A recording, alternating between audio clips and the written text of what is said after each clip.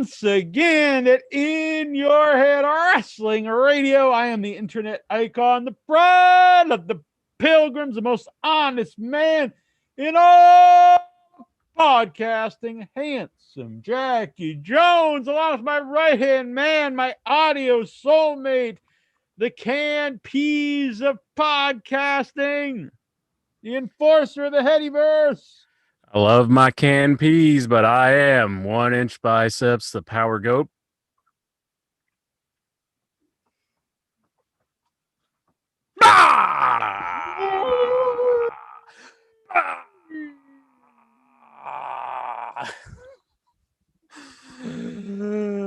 And I'm the boss baby, the man who tells you what to do, this, that, and the other. And I am here to talk to all the Headyverse and all their heady greatness with Mil Mascaris and probably some people will be joining us later on. We'll have to just wait and see. Exactly. My buddy Kevin Kleinrock of Masked Luchadors, whatever he does. Former guest on the show, multiple time guest on the show, hooked me up with this shirt. Pretty rocking. Awesome. Excellent. So you're not Mil Mascaris? You're just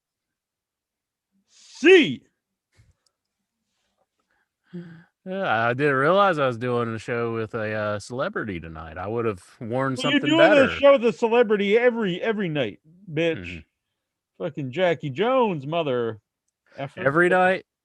Well, every time you're on here with me. I mean, you might, when you're doing your bullshit, stuff in the microwave or something. You're just... My bullshit stuff in the microwave? Yeah. My goodness. But I'm wearing the T-shirt in favor of Lexar. We need to bring Lexar back. It was his birthday last week. Right. Come on, Lexar. Yeah. Come on back. All right, Lexar, I love you, but it's time to man up. It's time to reach down, grab up your pair, make sure you still got those testicles, grow a set of balls, man up, get on the Zoom. So we saw your little wee-wee. Who gives a shit? It's been months. No one cares. Man up. Stop being a pussy and get back on In Your Head where you belong. Look at these fine people that are in the chat room already. Jackie Jones, Dean M. Maya. I guess isn't that Dobbs? That's my boy, Dobbs. Yeah, Dobbs Dean Maya. Bruce Briscoe. Kids Authority. I don't know what that's about. He says wrestling. Stephen Butler. That's Toronto Stevie, in case you don't know. John Brown, aka Jobs. Vic Chavone. Vic Chavone. Tyler. Meatball. Thank you guys for showing up tonight. Good people right there. Hope some more people join us. Yes. Happy birthday to a very fine lady out there, Geraldine. Oh, it's Geraldine's birthday. Excellent. So she may be zooming in later on tonight. Excellent. What is she, 19 now? Yeah, I think maybe she might be old enough to drink now. No. Okay. Yeah, is she old enough for Mil Mascaris? I would drink one with her, but I don't drink. Very much like a man who is in the news right now. Everybody's clamoring. Everybody's going, perhaps he's about to come back. This would be huge news. Imagine, I like the AEW anyway. It's reinvigorated my fandom of the wrestling. I was like, I don't know about this bullshit. Am I going to give up my lifelong fandom of the world of professional wrestling? And I was starting to slip for the first time in my life. I started to stop watching wrestling. I would watch it religiously as much as I could possibly take. Yeah. And then started to think maybe it's not for me anymore. And then AEW came along, and these some assholes, he'll be like, you're an AEW mark. Is he complaining about you liking the AEW? Yes, there's people are it's well, okay. If you don't like something, That's fine. You can even bitch about it if you watch it. If you watch it continually and you still don't like, I'm not, I think there's something screw loose up here. But I do not like the idea of trying to get other people to hate something they like, or if they're like joy vampires. They're like, I want to suck away all your joy. Don't like things be angry and bitter like me and just full of hate. But the point was, AEW came along and I really dug it, as the kids say, because I'm a hip cat. Yeah. And I've been loving it. I've been loving the show. There's some stuff I don't like, obviously. I'm not a lunatic. But overall, I look forward to the show every week. And the pay-per-view's been excellent. And just imagine if, in my opinion, the two biggest stars they could get would be Daniel Bryan and CM Punk. And imagine if both of them land in AEW. That's big news, Jack, but I don't think there's any bigger news than who just moseyed on in our chat room, and that is Jonathan Jackson. Jonathan Jackson!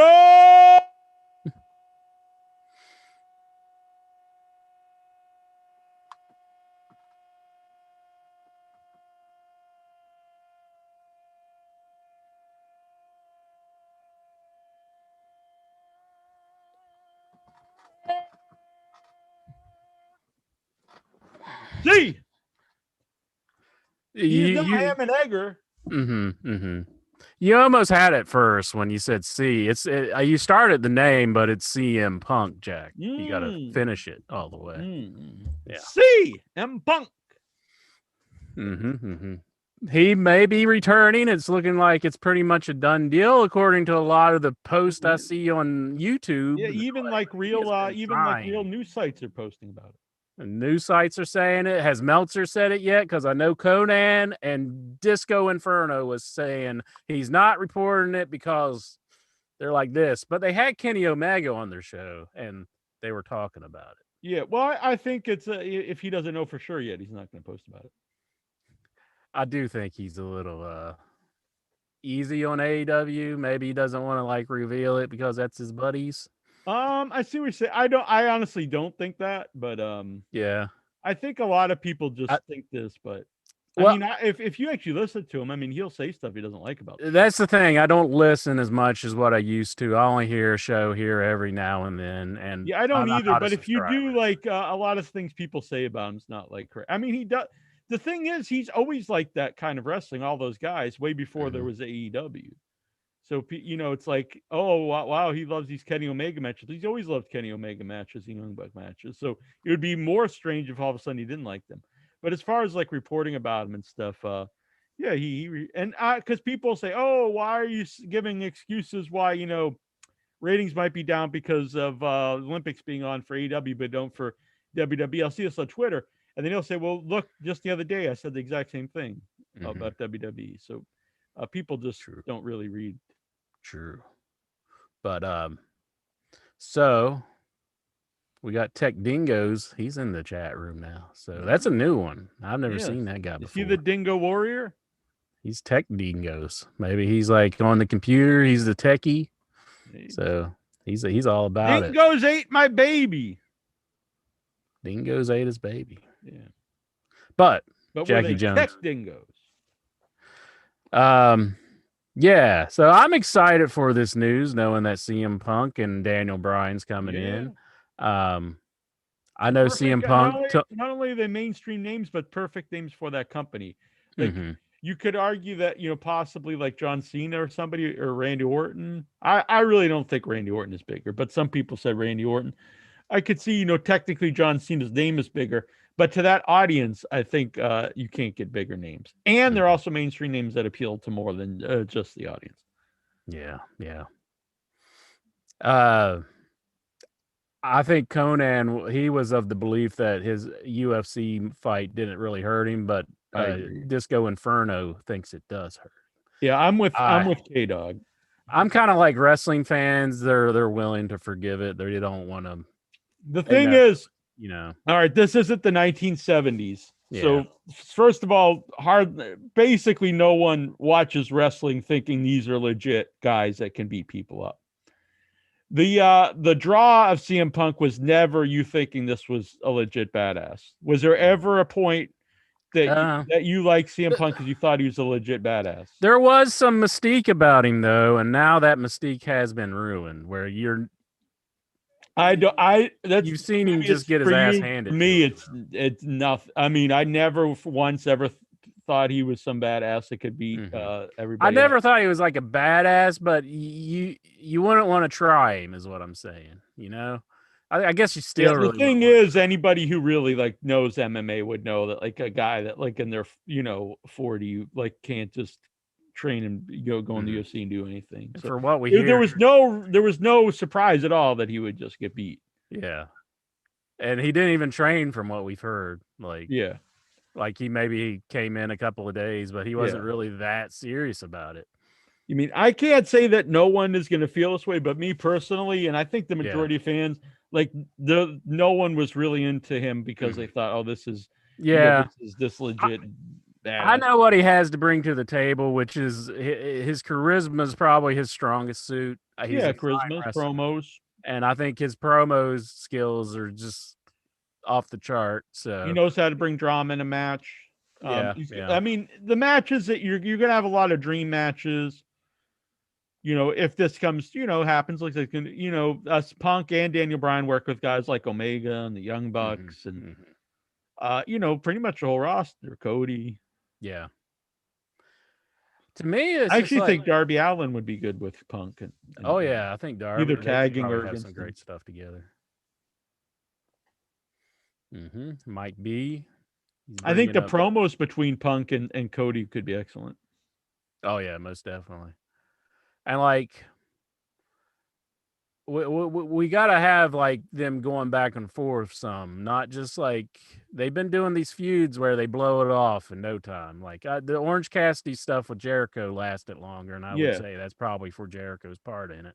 Yeah, but we need some longer feuds. Unfortunately, though, then like when you do get feuds that last a while, like MJF and Jericho, then you do get a part of the audience that they're like, oh, this has gone on too long. To me, I like feuds that last a while. Well, if they're red hot, I think the fans won't care.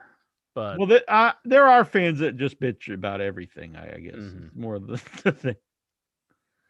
Well, feuds in the past. I mean, I know it was on a smaller stage, so it's hard to compare it to the stage that they're on now. But like Samoa Joe and CM Punk, that was a feud that lasted a long time, and people were really into. But it was a different audience. I mean, it should be the same audience, but it has become a different audience now. It'll be some of that audience, yeah. But it'll be some newer modern audience too. That's where you get the dream matches, because you'll get a lot of the modern audiences that love, but I would think a lot of the audience that loves like a Kenny Omega and Bucks probably are CM Punk fans too. Yeah, I would say so. I think it's a Daniel Bryan for sure. Bryan Danielson, whatever he's calling himself nowadays. Like I get the idea you could because to me doing Christian and Matt Hardy's like is a mistake. Not even just because I don't really care about either guy right now, but it's a retread of something we've seen many, many times. When you bring in guys like that and you mix them in with people they've never been around, I think that's more of the draw. So my point is, like, if you bring in Punk and Daniel Bryan, I wouldn't have them wrestling each other. I would have them wrestling, the AEW guys, so you have new matches. Mike B brought up some plot that he had. I guess this was an ROH, I believe it was, feud that CM Punk had going on. The New Breed over the ECW originals. And Punk, all he said was, I have my reasons why he sided with the New Breed. I don't even remember. Or was that the ECW? They bring back the ECW. I can't remember where that feud took place. That was probably on the new ECW. The new ECW? Yeah.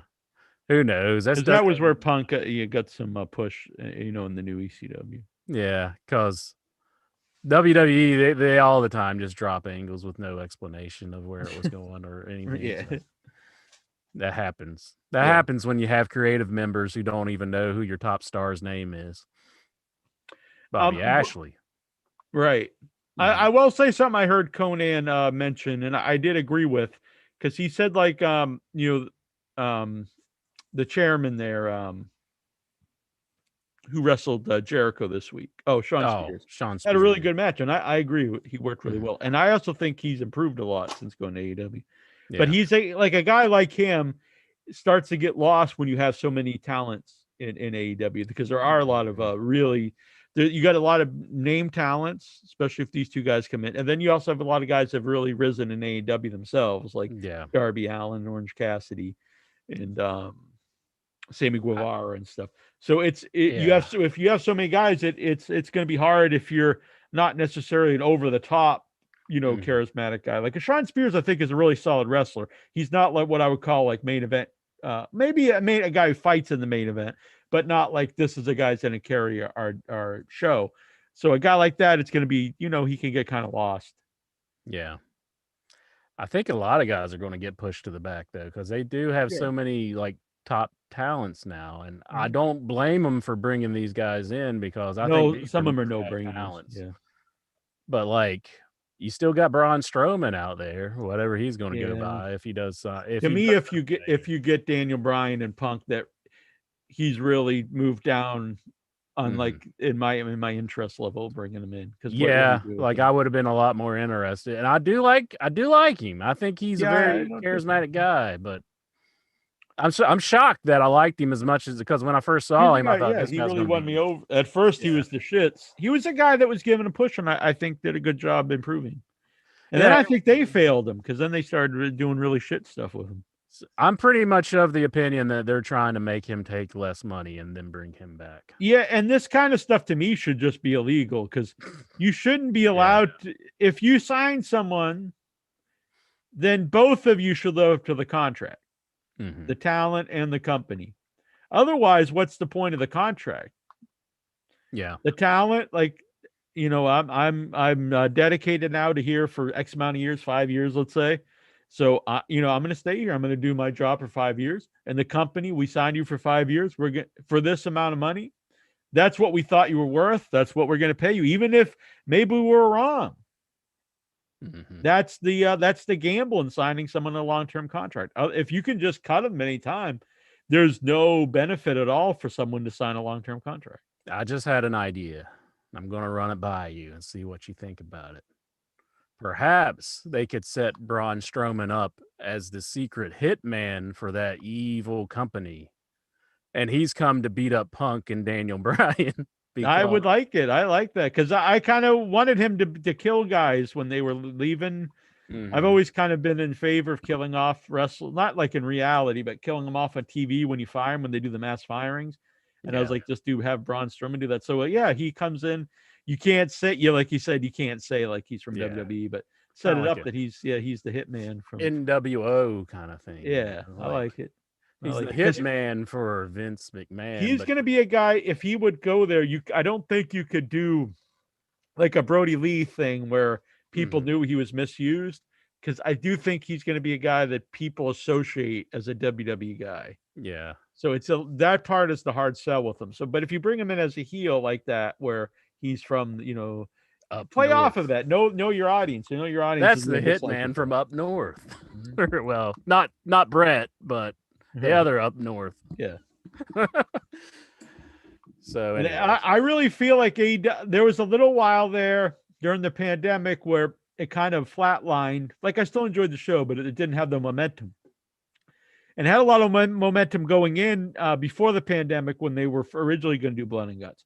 But it seems, again, right now, to me, there's a lot of momentum in the company, even before these two guys came in. It seems really hot. I'm really interested in a lot of stuff going on. It just it seems like a lot of life to the show. And then the crowd adds so much. And whenever I see anyone saying that they liked it better without a crowd, I just want to like kick them in the teeth. Yeah, I cannot even take anybody serious whenever they say something like that. Be something like, I either think you're impaired or you're just trying to be a troll. Yeah, there's no way you could really think that. You can just feel the audience there. It is just so much better. Even a mediocre match becomes fun. A great match becomes something like epic. You know what I mean? That's an overused term, but it just. When you feel the crowd there, you could tell the wrestlers feel it, and you feel it as an audience member. It's just a totally different vibe. From Understand, I haven't really watched them. I watched a little bit of it because it was on the TV today when I went out to lunch. But I guess the Olympics don't have a crowd or have like a very small crowd. Oh, really? Because my mom was saying it kind of felt like watching wrestling without the crowd. It just wasn't the same. Yeah, I haven't been watching much of the Olympic coverage, so been out on that. I got this Jonathan, little fruit fly around here. Yeah, I had one earlier. Maybe the same one. Jeez. He's flying from my screen to yours. Maybe. Double JJ, he says, no way, keep the Strowman stink away from AEW. I understand that. I understand that mentality too. That's a negative with the Braun Strowman.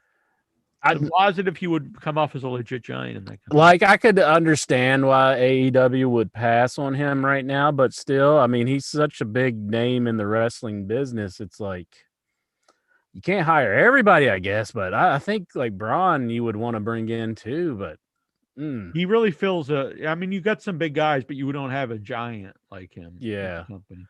Yeah. I do think if they do get Punk and Daniel Bryan, it makes the Christian signing even worse because I've really tried to give it a shot and I haven't liked him since he came in, and I'm still not interested at all. He just seems like just kind of a waste there. He's just kind of there. Yeah. I'd rather see, a lot of the other guys that don't have the name value. I mean, I did like seeing Matt Hardy and Christian go at it just for old time's sake. I can't disagree more, but go on. Just for old time's sakes, because these guys had tables, ladders, and chairs and everything, and it was nice to see them have a match. But I don't think you can do it all the time. Yeah, I can't. I really disagree. You don't like seeing them together? I think that's the one of the worst possible idea you can have if you have both those guys, because it's just a retread of something we saw for like a decade. And I think Matt Hardy's he's a detriment in this character. I think the guys they put him with actually are less valuable. And under the big money, Matt, I think it's a terrible gimmick. I don't think it fits him.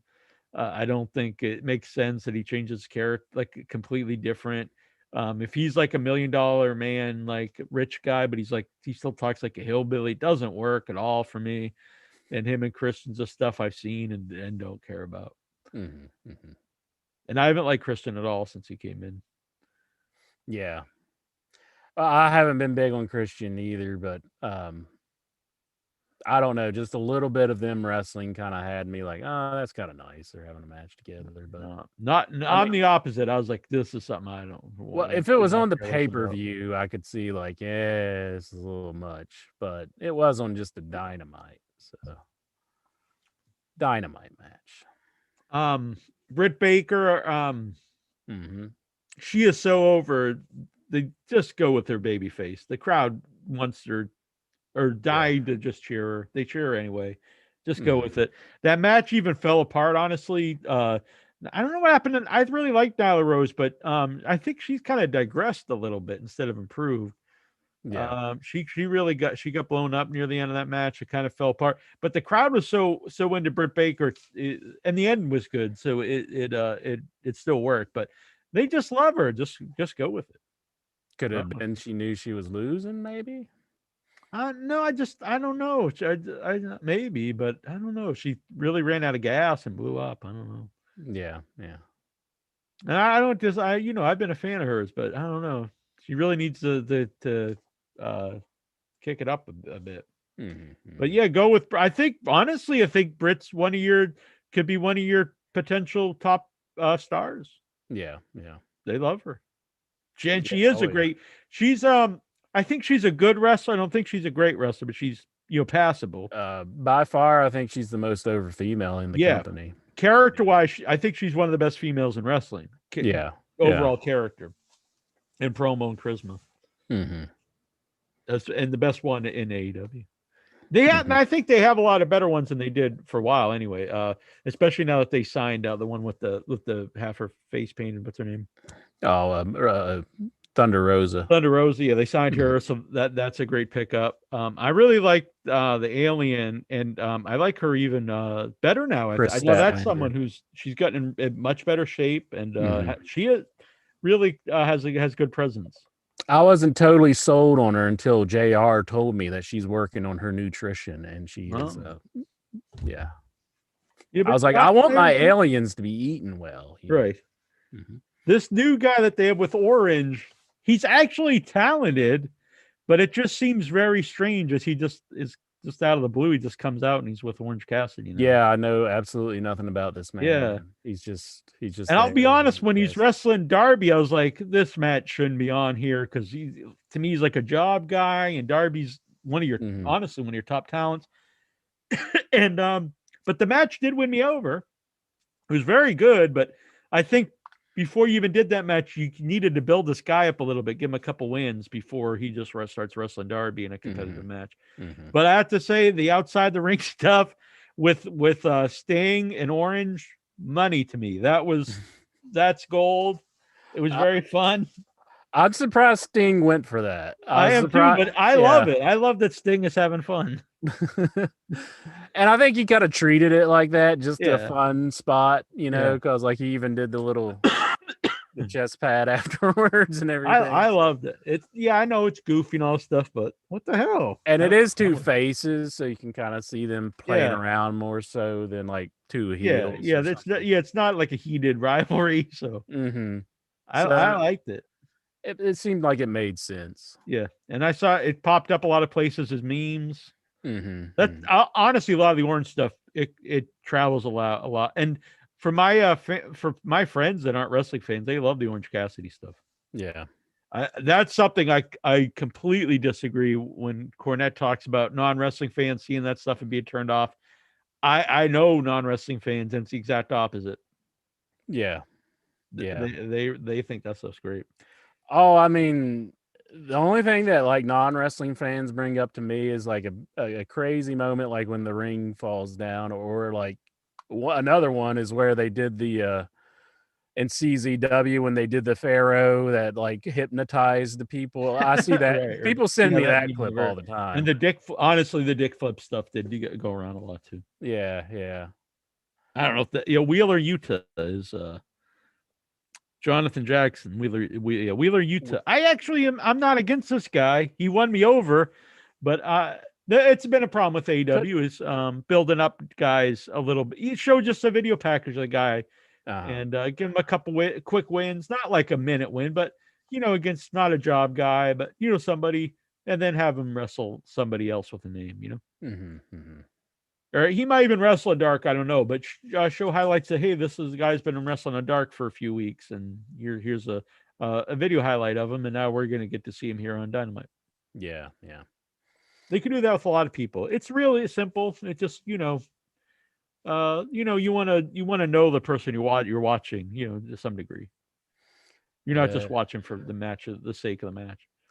John Moxley, he lost the IWGP. That was a huge surprise. I really loved the match. I like a crazy match, and huge shock. I thought it was a foregone conclusion. Moxley's winning this match, and even going in, I was like, I wouldn't have booked this match because I think Moxley's going to win it, and Archer's coming off a loss. You don't want two losses with him, and then he won. I was like, wow, I think that was a good move. That was just a legit shocking and a great match.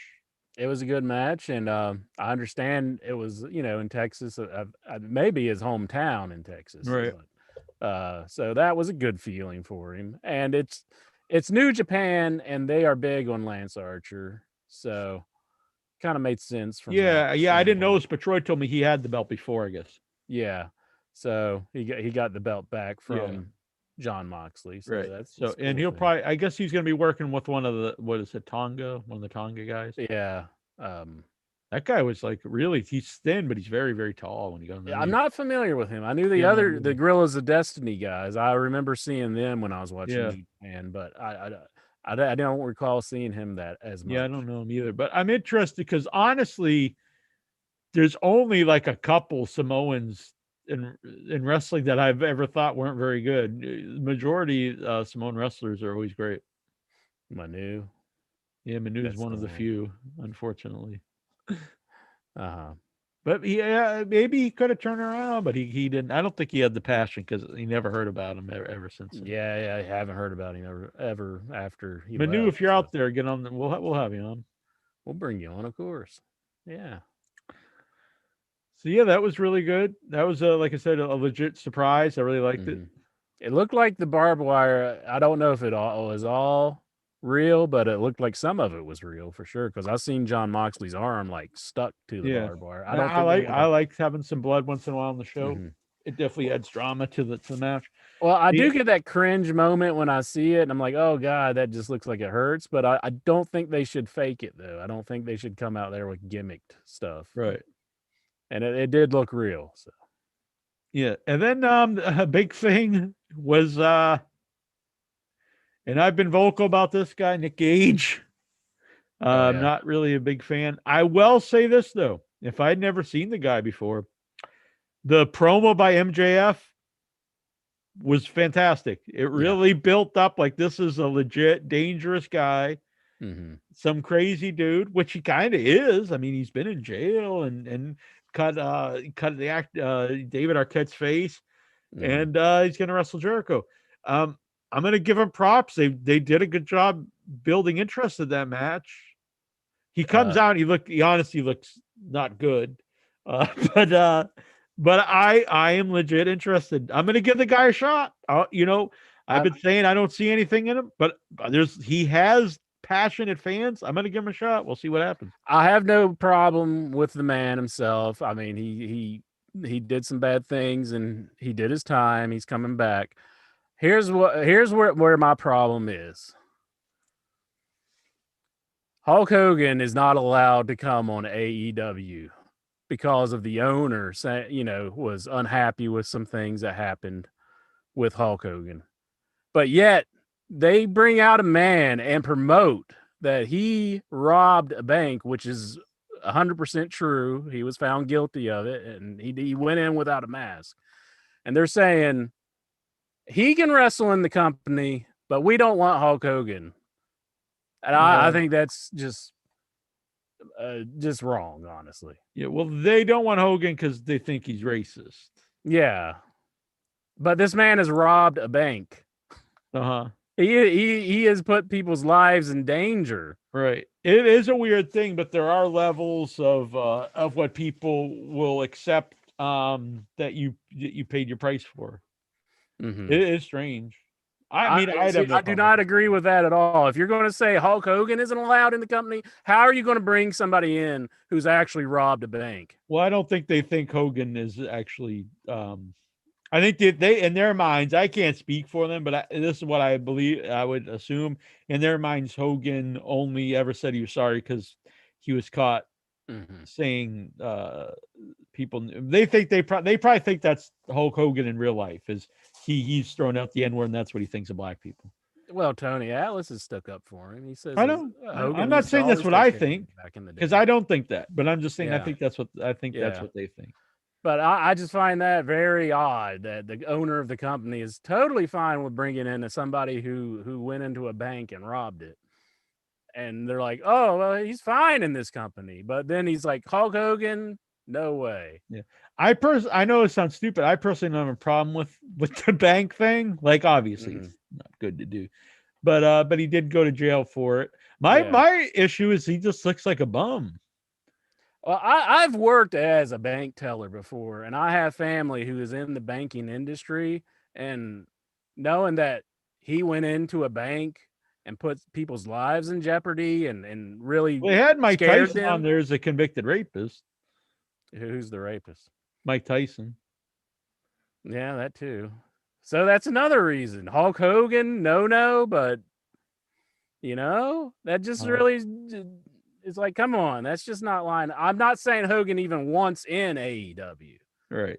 He probably would. I mean, he probably would, and he'd probably no sell for everybody and want to win every match, and he'd be a cancer in the company. But how can you say this guy's all right who robbed a bank, and this guy's all right who was convicted of raping a woman, but no to Hulk Hogan? Yeah. I mean, forgive and forget. I mean, I'm fine with Nick Gage being there. I'm fine with Mike Tyson being there. They served their time. They did all that. Right. Why is Hulk Hogan still being blacklisted? Right. I agree with that. I think that's fair. Yeah. And I'm honestly, no shtick here. I'm going to give Nick Gage a shot because he does have fans that love him. know very little about him. I do think the promo by MJF was great. He does have a legit danger feel. People are like, why you bring this guy in? I'm for that kind of thing. I think that's good for wrestling to have like a level of danger involved, a real, life danger. And he has some buzz coming off Dark Side of the Ring. So time wise, it's going to be the best time to bring him in.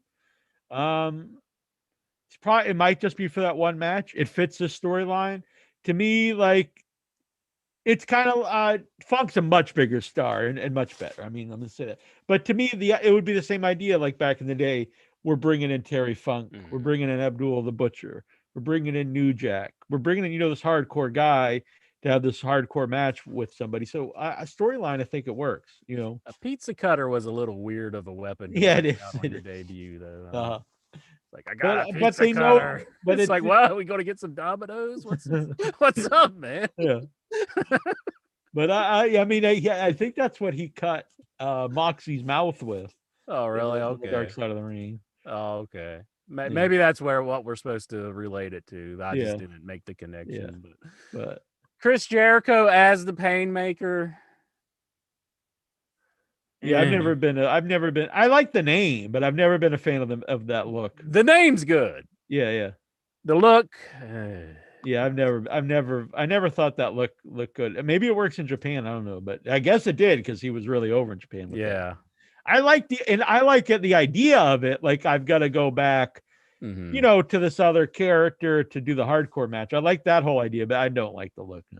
No. I like the story of it, but yeah, the look is not good. It's working for me though. I like this. I like this idea. It does make me wonder what they're going to do for the third match. You still have like 3 more matches. Yeah, that's true. They'll come up with something, but I was saying last week I didn't like the setup of it. Like I like mythology and Time to Hercules, but I do like the idea that he has to do these 5 matches to finally get to MJF. And I think it was it might have been Conan saying like, why would he? But it totally makes sense to me. If you really want to get this guy that you hate, you would go through all these terrible things to get to him. And this is prolonging the feud, which I think is a good thing. And I think prolonging the feud, keeping the heat between those two without having those two interact. So that's well done. Yeah, I agree. But speaking of Nick Gage, he dropped the belt recently. Yes. To Matt Cardona. Yeah. And this is an interesting piece of business because it seems like the fans just totally hate Matt Cardona in this company. It's a very GCW, is that it? Yeah, it's a very game changer wrestling. It's a very reminiscent thing to when ECW was big, and they would have guys be heel there sometimes where they would be anti-hardcore, like when Mick Foley became anti-hardcore, and they would bring in some guys that would be anti-hardcore. And this is right out of that. So it's a guy that's not known for hardcore at all and playing, with figures and stuff. And so he goes there and wins the belt. And then they plummet the ring with garbage. And look, if I was there, I probably would not like that. And I totally get how dangerous that is. As a fan, visually watching it, as an old ECW fan, an old NWO fan, I just say it looked pretty awesome to me. And it's the first time I've ever been interested in game changer wrestling because I don't know. That's pretty cool. I mean, I've been in the arena whenever things have been thrown at the ECW live show that I went to, and it was a little jarring and like, what the hell? When I saw that, I thought, man, it's just like this guy's bleeding and everything else, and like, why is he doing this for these fans that just do not even want him there? But I do understand it's making him mad, so he's just got tremendous heat with him. Yeah. But I also felt he was like an animal in the zoo or something, and like he was being pelted with stuff, and I did kind of feel bad for the man. Yeah. So I know. And I totally get it.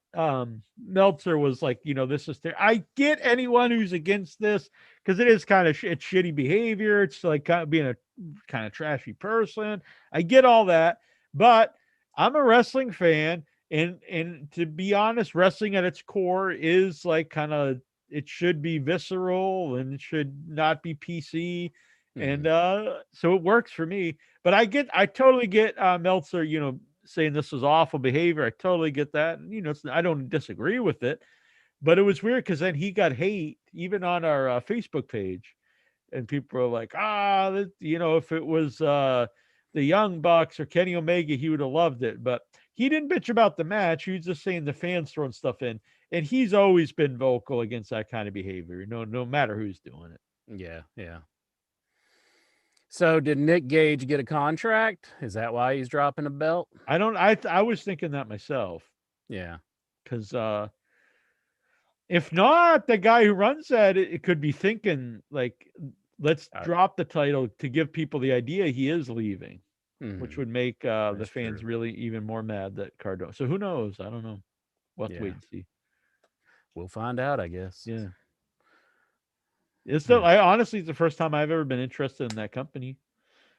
I didn't know anything about it until I seen that clip. So good on them. I mean, bringing eyes to their company. Yeah. But and I'm honestly looking forward to it might be the total shits. I don't know, but I am looking forward to the Jericho Nick Gage match to see what happens.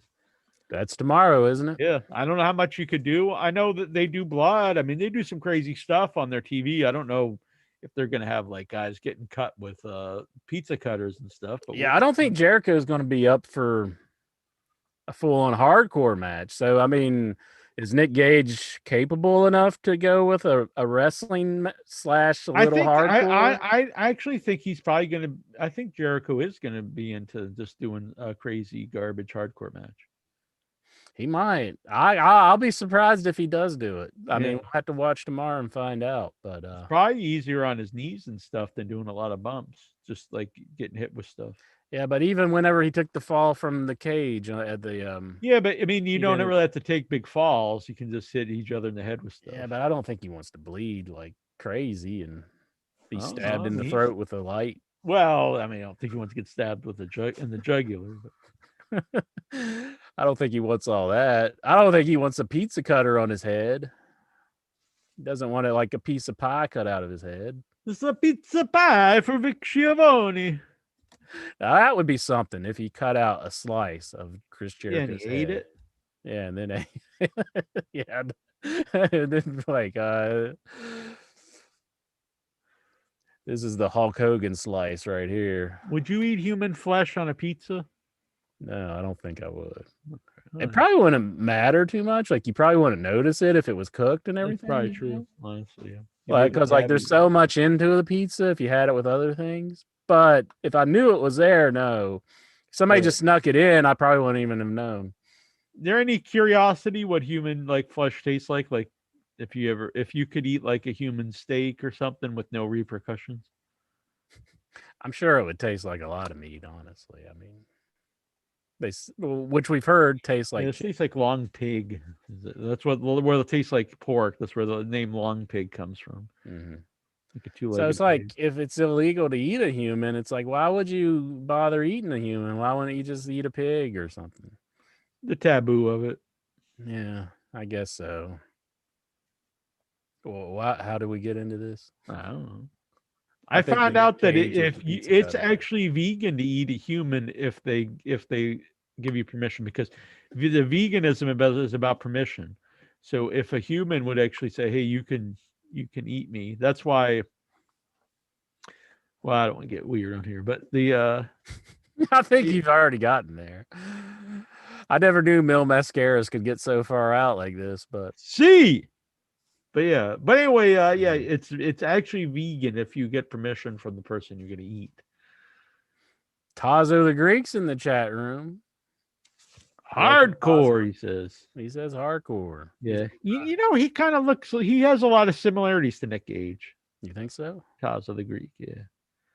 I think they have I thought he kind of looked like Jameson last week a little. Oh, really? Like he kind of like Tazo, like Jameson was giving me some Tazo vibes. Oh, like maybe in a few years it's what Tazo look like. Yeah, maybe Tazo will be there. Yeah. Yeah, I can see that.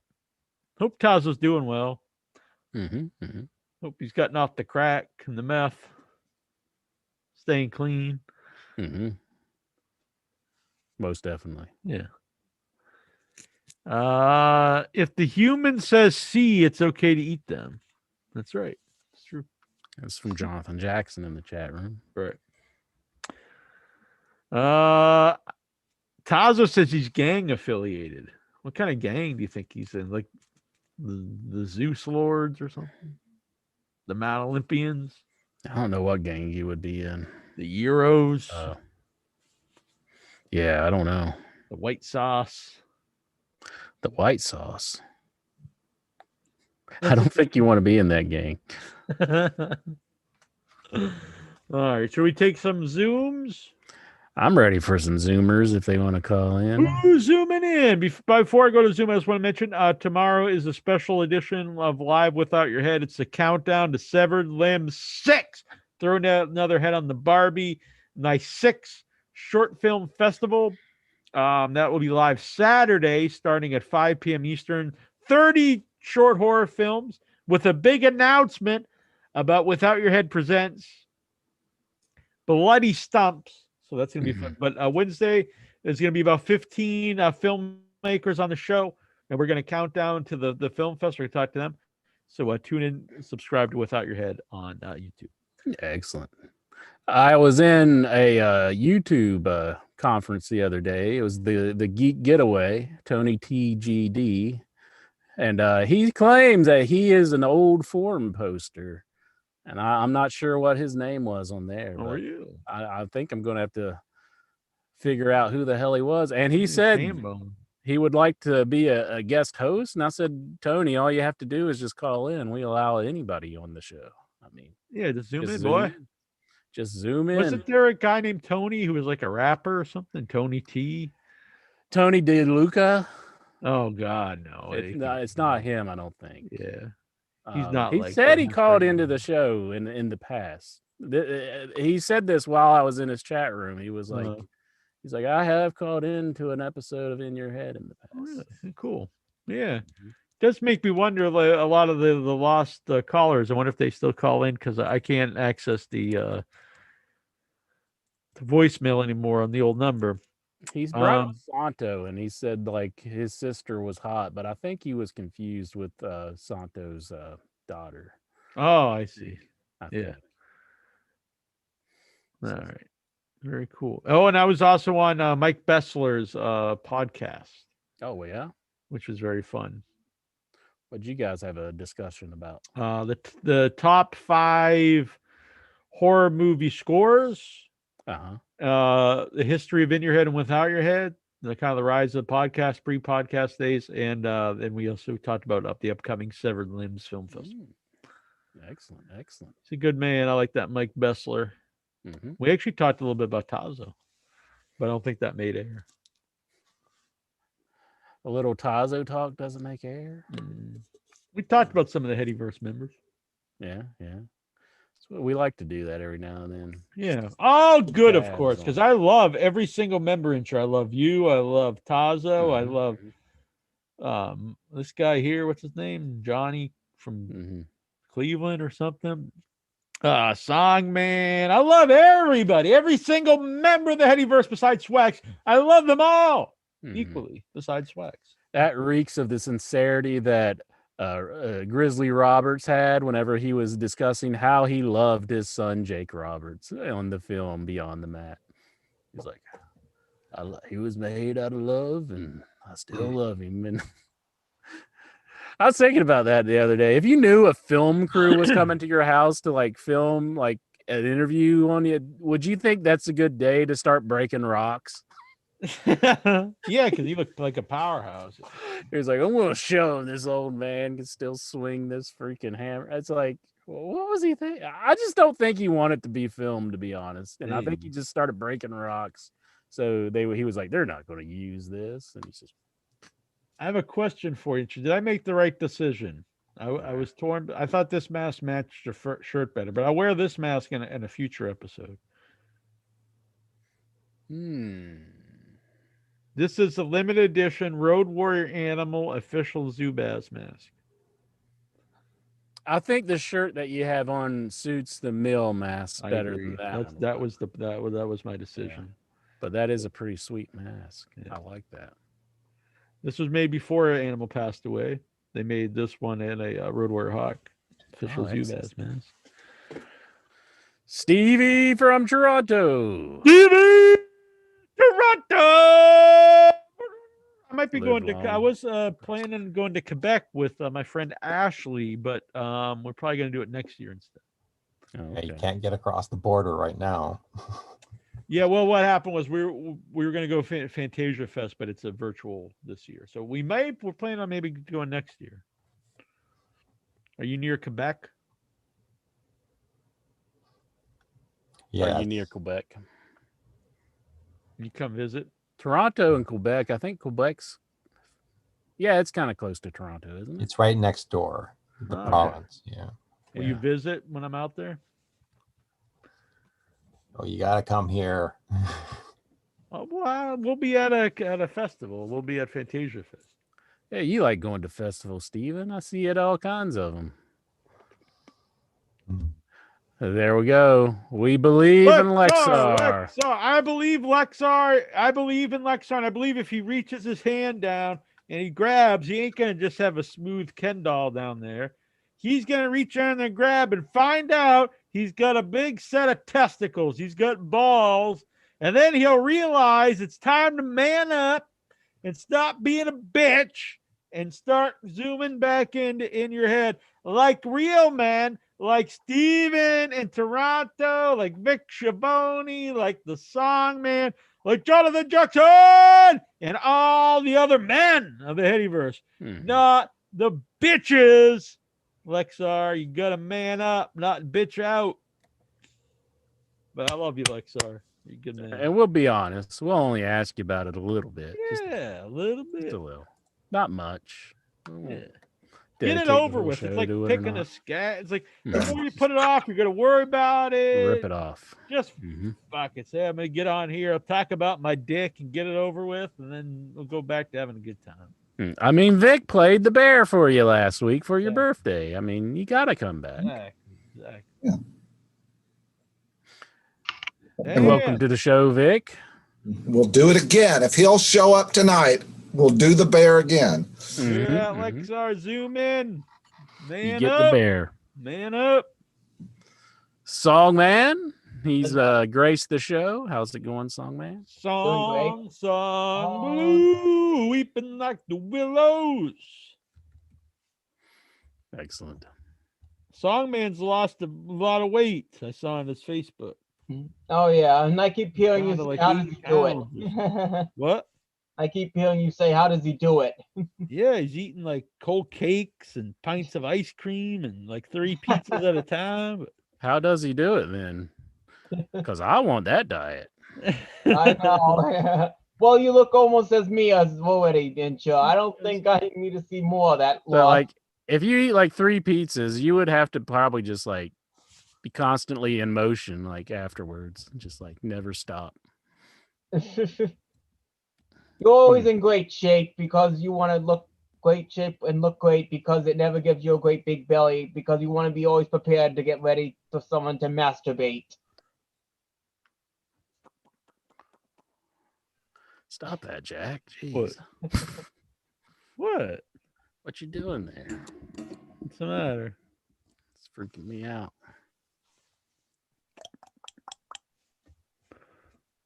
Vic, he went with the sheet tonight. What's the decision for the sheet? You gotta rally after the show.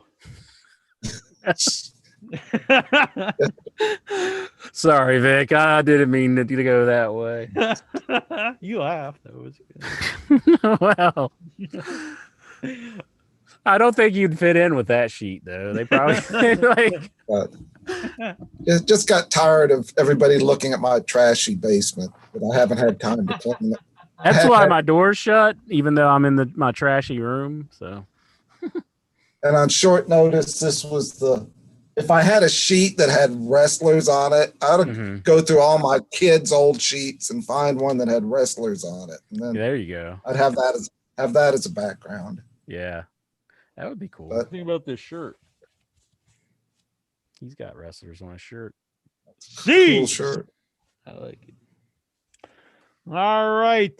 What's going on, Stevie? Steven! Butale. Yeah. What's going on, boy? Steven, do Hello, you hello, think John Yankee. Cena's like missionary position every night?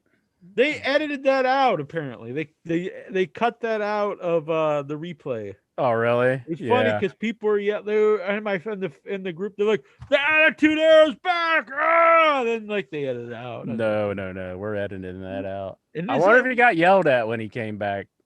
Like, it was fun. It's a funny line, but is it really like that? Like, it's not that vulgar. I mean, he just said missionary. I mean, Yeah, he didn't if you say, don't like, know what he's "Ah, talking not about, you don't know what banging he's his talking girlfriend up the ass. Or, I don't know. about. It's like the big dog wants to go to the back door. No, he didn't go that extreme, you know. Right. So, Steven, what's tickling your fancy? Are you happy John Cena's back, or do you have thoughts on AEW? What do you want to talk about, Steven? We're here to listen. Probably here to talk about the Raw report. But before we get to that, so SmackDown came from 2 locations this week. Yeah, that was weird. I don't know why they did that. They had like a rap concert going on one side, and then on the other side, I would have hated to be in Cleveland and had to sit there and watch like people at the rap show. It's like they should be here in Cleveland and do the show, you know, not cut. I don't know why they did that. What was the reason for that? Tell me, Steven. I thought it was cool. I You liked thought it, John? the look Song was man? the look was pretty good. I mean, having the ring there and having that crowd, but the crowd, I don't think it was like a wrestling audience. Mm-hmm. So they were Probably not. kind of like watching Otis or watching Chad Gable and one of the Street Profit guys. And no, yeah, they just didn't know how to react to him. Mhm. But I did like the Bianca Belair Carmella match. I wish the audience had gotten into that a lot more because I thought that was a pretty good match Yeah. for that crowd. Yeah. Look at here, it's Tazo. Tazo's joining us. Hey, is that Nick Gage? Cage. He's got like some bugs in the background. your What is shirt. that? Is that That's a fish? rocket That's shirt. fish. Hello there. Hello, Tazo. Hey, Tazo, you all right? Can you hear me? Yeah. We're good. Get out of something? Did they just let? He's all clean shaven. Getting cracked. The views of Taza the Greek are not necessarily those of In Your Head Wrestling Radio, but probably are at least 90%, 95% of the time. Okay. It's cracked. Hey. Are you on something? Yeah, man. I'm on In Your Head Wrestling. There you go. That's There you the go. only That's the drug right you need. answer. C. Woo! Oh, look at that shirt. Arriba! He's got the In Your Head shirt I on. Check said it that out. right away, boy. I was like, I love that shirt. Look at him. Oh yeah. Oh, what Man, kind of dance is smooth. that? Is that the funky chicken? What is that, Vic? You know these. What in the what? What's your Vic opinion on was that? doing that with He his is on wife something. back in the day when they were courting. Tazo, did you hear about Lexar? Is he in jail or something? Nah. Well, Jack, you want to tell him? So Lexar was being blackmailed because he joined Facebook, and then within 2 days of joining Facebook, an attractive young damsel was messaging him and wanting to have video naughty times with him, and so he immediately jumped in, started getting into it. You know what I'm saying? The old wicka wicka wicka woo, and she caught these on video and said, "Give me money, or else I'm sending this to all your buddies." And he didn't pay up, and so No. yeah.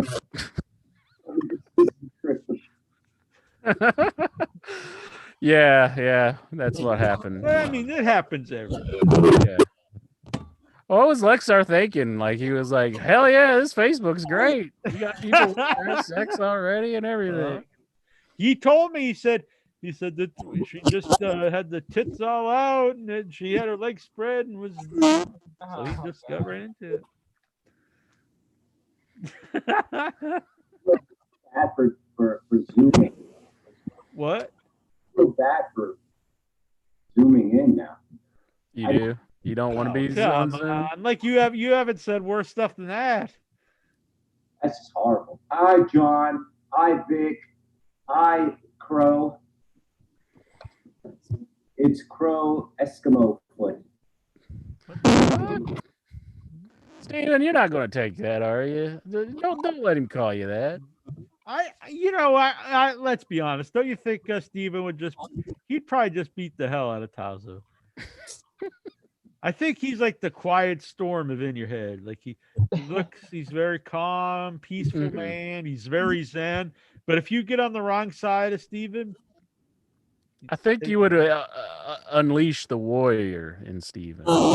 Mohawk tribe essence would be running through his body. Yeah. We got the fake Mohawk over here. This is the real Mohawk over here.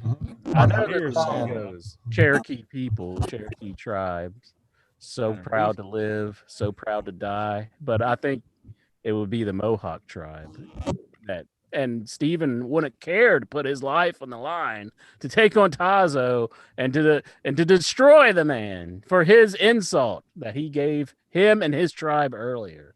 I'm talking about raiding bears, Native American ancestry. What I was talking about was like the crow from the movie The Crow, where like stays running across the top of the. Are you trying to say he's gonna die from getting shot with a blank? I think that's what he's trying to say, Jack. Jeez, Tazo, that's even worse. Now you're trying to kill the man. I think these Canadian cigarettes are trying to kill me. All right. So what's going on, my boy, my pal, my amigo, my friend, my compadre? Who, me? No, you're none of those things. I'm talking to Steven. I was wondering, what wrestling should I start watching? Because I don't know what to watch. I like AEW. AEW, where I'd Nick Gage start. is going there tomorrow night. I don't have TV. You don't have TV at all, so you're not watching any wrestling, buddy, unless you're there live. Well, we can start. Maybe you should start booking some apartment wrestling. Yeah, you could do that. So, have you seen this, Sonny? She'll rate your dick for $10. I was thinking about sending in some of the pictures of Lexar. Oh, no, Jack. What? You can't send somebody else's wanger. You gotta send your own if you're gonna do it. All right. PayPal me $10, and I'll send in a picture of my wang to Sonny, and I'll read the review here. You know somebody's gonna do it. Does she show the photo after that? I don't know. Her personal collection. How far does this go? Is it only her view? Is this like a doctor-patient visit where it's only kept between the two of them? You know? Yeah, but you want to be able to tell everybody. What's the point if you only know what's Sonny? But what if the review is bad? If the review is bad, you're not going to want to tell nobody. You're going to be like, yeah. I'm the most honest man in podcasting. Still, but if she said you got a funky wiener or something, you don't want everybody knowing that. Well, if you just don't tell anybody, it's not necessarily being dishonest. But if you're asked about it, right? I would have to say. So if Incher ever asks, hey man, what does Tammy Cinch think of your cock? I'd have to be forced to tell you. Forced. Exactly. The dirt warrant has been served. Have you thought about doing this? Maybe you could make us a few bucks on the Patreon. What, ranking people as wieners? Maybe rank buttholes or something. I don't know. You don't want to just steal her thunder. Why would I know what a good butthole is? I mean, come on. Every butthole is good, I guess. I mean, as long as it keeps the poop in. I mean, that's all you take. Every butthole's good. I mean, unless you got a Brian Knobs, that's a bad butthole. But if your butthole's not like that, sure all butthole. Some are hairy. Dude, I don't know. Well, you don't have to do buttholes. It was just an idea. I mean, you could do like, I don't know, earlobes. Feet. Oh, your feet, man. Not necessarily. but Lactating breasts. There you go. Yeah. Well, who's gonna have that? I mean, other than like Someone with child. yeah. So that's like a very niche, Yeah, it's a very small one. Yeah, so no one who listens to the show, basically. Yeah. You have to. What would be a good thing to? Well, everyone has a butthole, male or female. Still, who's like myasshole.com? You know, like who's going to that You website? could start a whole new thing. I bet there's a big market for it. I don't know. I could see Cosmo sending money. I'm an asshole enthusiast. I'm a aficionado, like an aficionado, but an aficionado. Exactly. Back in the day, if you got in trouble, they would make you like lick someone's arsehole in public. What? Lick assholes. Is that how you rate them? I was just gonna say Intro looks at pictures, not like Towns was like, I gotta lick them and see if they taste like. This is going too far. This is going too far. I'm out. Yeah, well, I think we better get to this Raw report. I'm a little scared. We got like Jonathan Jackson calling in. He's looking like he's going to rob us or something. Man, friggin' Intro's so racist. No, but look at him. He's looks like a fine, upstanding individual to me, Intro. I don't know. Yeah, never rob any banks. What's wrong with you? Guy was coming down an alley with you. I mean, look at him. He's got. No, I would say hello, fine gentleman. You're lucky I don't have a pizza cutter. See, he's wanting to cut me with a pizza cutter. Ooh, I don't know. You know it. Looks like a good man. How dare you? Get the hell out of here with that. I had to do that the other day because I went to pick up mail at the post office, and I didn't realize the post office was still masked. And I actually stopped putting the mask around with me, and so but I do carry a hanky, hide it around the face and the bandito. I seen a man use his dreadlocks as a mask in a place really? once, and I was like, "Oh my god, that's not effective. That's not working." He took his dreadlocks and wrapped it around his face because I guess the store owners insisted that he have a mask. This like Dracula. Mm-hmm. Ooh, creepy. But I do wear it up in Boston. Mm-hmm. I went to the casino this week. Yeah, you sent me some pictures of that. How much of that was mine? You said you were going to give me some of it. Oh, look at you.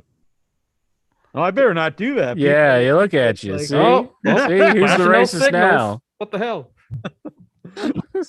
Man, I was saying Intra's the racist. Now Oob's probably plastered that all over the internet by now. It's up there, buddy. He sent me a message again and he didn't reply. He sent me about the crinkle cut fries at Arby's, and I said I've had them and they suck. And he didn't reply. Never replied. Fuck that motherfucker. You're insulted his honor. I guess so.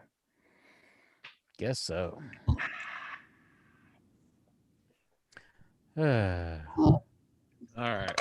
Enough lollygagging. Let's get down to the wrestling intro. Let's wrestling. All right. So what's going on in wrestling there, Steven? So I guess the new way to become the #1 contender for a title is to actually beat the champion. There was way too much of that on Raw last night. They do that all the time. They always beat the champion, and then you're the new challenger. Right? I don't mind that if you beat the champion and then you get a title shot. What I used to hate when I would watch WWE is they would beat the champion and it would lead to nothing. Mm-hmm. I like it when people just call out their championship match, like I'm gonna be next, and then they're next. Yeah, I said this last week, but it totally destroyed what the hell? Something just popped up my foot thing here. It totally destroyed Money in the Bank. Literally right after Money in the Bank, it's 6 guys fighting, climbing the ladders, killing each other to get the briefcase to get title shot. And then one of the guys who lost the match goes, I should be next, and he's next. Yeah, that's How you what do happened essentially. What Yeah. if next year they had that as a new? I'm next. It's just a bunch of guys, and whoever calls dibs first gets the title match. Mhm. Would this be a new? Sounds fair. Definitely pathetic about it. This has now become the 4th month in a row Rhea and Charlotte have been in the title matchup. I see. I'm fine with. I like Charlotte, but I think they changed the belt too much. You know? Yeah. Also, your audio is really killing us. Yeah, it's hard to hear the whole show. There you go. He muted himself. Thank you, Taza. That should help. It was the fish. It's their fault. Okay. Yeah. Yeah. The fish. Oh. They're making all that noise. Yeah. There you go. Are Get the those pizza his cutter. pets, Get the or pizza cutter. Are those his pets, or does he Gonna grow have some anchovies. Oh, look at him. He's gonna don't smash the fish. We're gonna have to get the thank you. Okay. No, stop. Oh shit! Stop. Yeah, kick their asses. Holy fuck! My fishy hump. Start banging the fish. This man sells fish. It's like You know, he probably, honestly, I bet he treats those fish better than his old girlfriend, better than himself. I bet he loves the fish. It was actually a 5-star match he just had with his fish. He's taking bumps for the fish. mhm. Oh, now he's doing the swim. He's been saving up for months. He's going to be spent after the show, Mhm. and he's going to go back into hibernation. He's like a mime or something. He is kind of fun to watch. I'll give him Yeah, that. It should just be the show from now on. we can't compete. We actually got to get him to call in though. That's true. We should just go plant one of the Macho Man cameras in his house. Oh, we killed him. This will be more entertaining than a 3-hour Wow. Raw. Let's put it that way. Well, that's true. Did he cut the power to him? Really? Yep, it's over. They can't breathe now. Without lights, they can't breathe. They can't breathe without lights? Nope. I don't know if I want to take part in this. Come on, Tazo, turn the light back on. Come on, stop being crazy. Stop being crazy. Okay. Imagine if you just tuned in right now. You'd be like, God No, damn, this is some. They're really breaking down the wrestling this week. It's the Survivor. Oh, it's the Survivor of the series. Does he have like a fish and like a bottle of vodka? No, that's a fish bowl. It's just turned sideways. No, Just don't fish? Steve Is O. this kind of deep throat the fish? What the hell? I think he's like going to Steve O, like drink it and then spit it back out. There you go. He's- This might be you can getting a tell bit he's done X-rated that. here. He's done that a few times.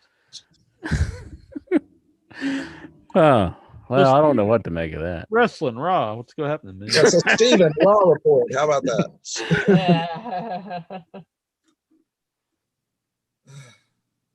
Oh, Sorry, Steve. so the star of this week's Monday Night Raw was your favorite superhero, Nikki Cross. She was all over the show from start to finish. I didn't watch all of her all, but I did see she had some segments. So what was the deal? Did Charlotte take her on and beat her or something? Yes. Someone just tweeted to me, "Can I hit your DM with my titty pics?" Sounds like, I bet this is on the up and up. Yep, I'd They're trying to definitely Lexar, say yeah. yes. All right, let's do it up. They're trying to Lexar. Go on. I'm sorry, Steven. So I guess the point of the show is try to elevate Nikki now that she's the women's champion. Give her time on the mic, give her the opening segment, give her the main event against Charlotte, and lose.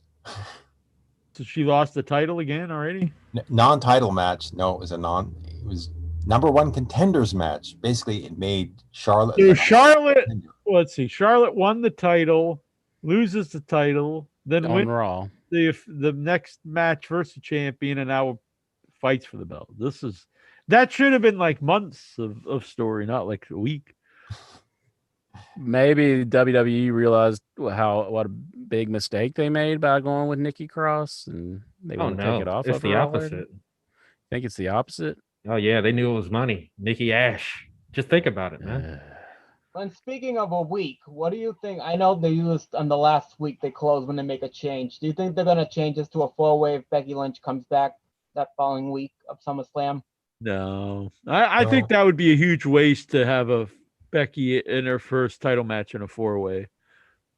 I think you'd want. I mean, they might do that. Who knows? But I would think it would be a big waste. I think you'd want to save her first title match when she comes back in a singles match. Yeah. If they do it, to me, it's a mistake. Mm-hmm. She goes to SmackDown It'll and probably Bianca Belair versus Becky Lynch. Yeah, I'd rather see that. That's a big money match, as far as I'm concerned. Yeah, it's surprising we're forgetting, by the way, that Sasha's not even been on since WrestleMania. Yeah, what's that quick? Well, she got hurt, didn't she? Anti-vax. Oh, Yeah. Sasha Banks. I'm thinking of Bailey. I'm sorry. Yeah. Yeah. She had some issues where she liked to tweet, and she's been taken away from the show or something. I don't know. Yes, sir. Is that what you're? I got to start following Inch's Twitter to see if he needs like suspended. Oh, He's liking. What's that on Jonathan Jackson's computer screen there? It looks like a white. it's just two windows. It's actually the chat. And Oh, I see. Task All I could manager. see is white. It looked like a cross or some Oh kind. no, that's the point. That way you don't know what I'm looking at. Oh, Yeah. Now I could go full screen on this. looking at some Lexar pics. No, I hope that's not what he's looking at. I opted out of that. I never saw the Lexar pics. Okay, I don't want to see them. I'm with you, Jonathan. That's my screensaver. Oh man. We got iPhone calling in. Who's iPhone? Who is this? What's your name, sir? I believe this is Anthony. Oh, hey, Anthony. Good having you, buddy. All right. Main partner Grayson Warren is on Sweet there, Anthony. All right. What else is Welcome going to on? They're talking about elections. same as he thought. Huh? Yates Warren, I'm sending him now. All right. Yeah. So the Raw, Stephen. What else? Give us the rundown, my friend, my pal, my amigo, my compadre. So I didn't see this. I totally missed it, but I think Natty suffered a legit injury. And Tamina Yeah, they finished the did take match. her out where they were walking her back, and the announcer screwed up and said it was Tamina that they were walking out, and Natalia won the match. But yeah, it was pretty Yeah, bad. that was a scary moment. Mm-hmm. That's too bad. I don't like to see anyone get hurt. Hopefully Natalia gets better. But yeah. Ready? You know, most people don't like to see get hurt. Done with the ballot announcing Yates Warren as federal magistrate in the Southern District on Tuesday. Does that mean Tamina just holds both the belts now, or what? It depends on how bad Natty's injured. If she can come back, if it's not too bad, yeah, she could be out a few weeks and they could come back. But if it's, I don't know. I haven't looked. Has anybody seen an update? I Nothing haven't. was updated yet. Is he trying to get the lactated breast? I think so. I don't know. What would you give him, Incher? I think he's heartbroken about Natalia getting injured. Is that what it is? Oh. Itch. Stop the insanity. Cortisone 10, maximum strength. Is he talking about cortisone 10 maximum strength? What is this an ad? What's going on here? He should be thinking about that. You know, you're still muted, Tazo. Just saying. Reno 1, natural ingredients and powerful combinations for radiant coats and spark. I've lost control. Maybe this is why we don't let everybody call in. But What? Maybe that was like Lexar's uncle or something. Like, what's wrong with you? could be. I don't know. All right, Steven, what's going on? And Karrion Kross defeats Keith Lee. So Keith, Oh, second week in a row. Keith Lee lost 2 in a row. Two in a row. So No, Karrion Kross. No, it was Keith Lee. Keith Lee lost. What Karrion was the Kross other beat- match that Keith Lee He lost? lost last week to Lashley. Oh, he came out and lost to Lashley. Yeah, he returned out of the blue, big surprise return, and he loses instantly. Oh my. That'll teach you. I think it's been said How before. dare on the you show, want the but rights to your own legal name that you were given at birth from your parents? So who was trying to take it? It was WWE trying to take it. Yeah. Jeez. Can you even imagine like what would go through your mind to think you should own the rights to someone's like legal name? Well, they own John Cena's name, don't they? I know, but I don't think it's right, but I know. I'm just saying I can't even fathom like the thought process to be like we should own this person's name his legal he name had before he was here that he was given at birth. Yeah, that's terrible. I don't see. And then get mad at the guy for wanting his own name. That's a WWE though. Bury this. Yeah, there should be a law against that. You can't just like take somebody's name. I agree. I would assume if someone would actually take this to court, they would win. I mean, I can't imagine otherwise. I would like to see that hearing though, where they come in and they're like, "You want to own his name?" It's like, "That's right, pal. I'm gonna own this black man's name." It's like, just get the fuck out of here. You can't own his name. What are you talking about? I'm Vince McMahon. I can do what I want. I'm like, well, you signed the contract, and right here on page 72, I own your name. You can't sign autographs. You can't do anything. I guess it seems like something like Mr. Burns would do, or something like he's trying to block out the sun for everybody, and it's just like you can't own somebody's name, dude. It's like, but I did it with John Cena. And then John Cena, he's just like, I am good with it because I'm fine with it. Where is that barrel? Let me get over it. Have your way, Vince. Have your way. Hustle, loyalty, respect. That's right, pal. I own your name. I own your name. What are they going to do with the name Keith Lee anyway? I mean, like, do you really need to own? That's why he's like, you can't see me, because Vince has got him over the barrel. He's like, no, don't look. It's so humiliating. This man owns my name. So bad. But I do own everyone's name here on the show. Oh, you including do. John Howard. Maybe that sounds an example why Nikki Cross got cut out now, because Karrion Cross is getting called up. You can't have two crosses. Ash. Yeah. How'd you get Anastasios Theodosius, or however you say that? Yeah. Oh, and Steven, by the way, did you actually catch NXT today? We're getting something kind of interesting with Samoa Joe facing him for the title, and I'm kind of curious where this is going to go, because I know for sure this might be the first time we're going to see a 3-time champion if he gets this opportunity. Then who's getting called up, who's already been on 2 shows. And then we see Dakota Kai turn on Raquel Gonzalez with 2 besties in the past, Tegan Knox first, and now Raquel Gonzalez. So I'm kind of curious where this is going to go for SummerSlam week.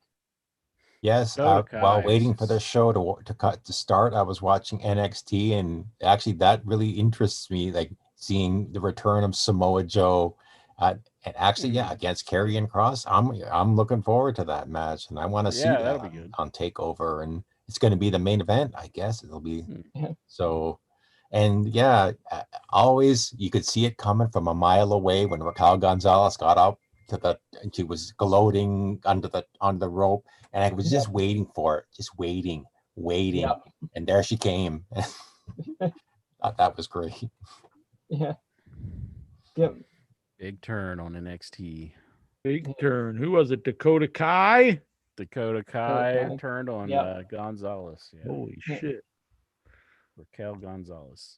I'm just praying they don't do this again with her, because I've always been a huge fan of her, but they've let her down a lot. I'm not just talking about when the tag team belts came into play, but I don't think they've treated her quite well as a top star, because she's been way on top ever since she turned heel on Tegan.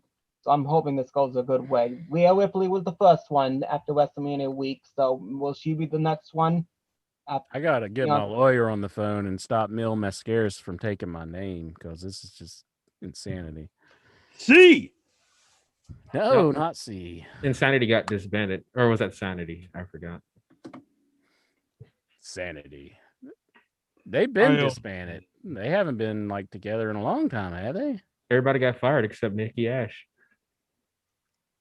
Yeah, that's true. They're all gone just about. Eric Young's in Impact. He's doing Violence by Design. And they all are fired. Maybe they'll bring those guys in to be with him in Impact. was big time gimmick. Yeah, I know. Can't own the name Tasso the Greek, or any of that stuff, because that was Tasso the Greek way before your little song and dance, your little pony show over here. And by the way, you guys keep shit talking Vince McMahon. Let me tell you something about Vince McMahon, okay?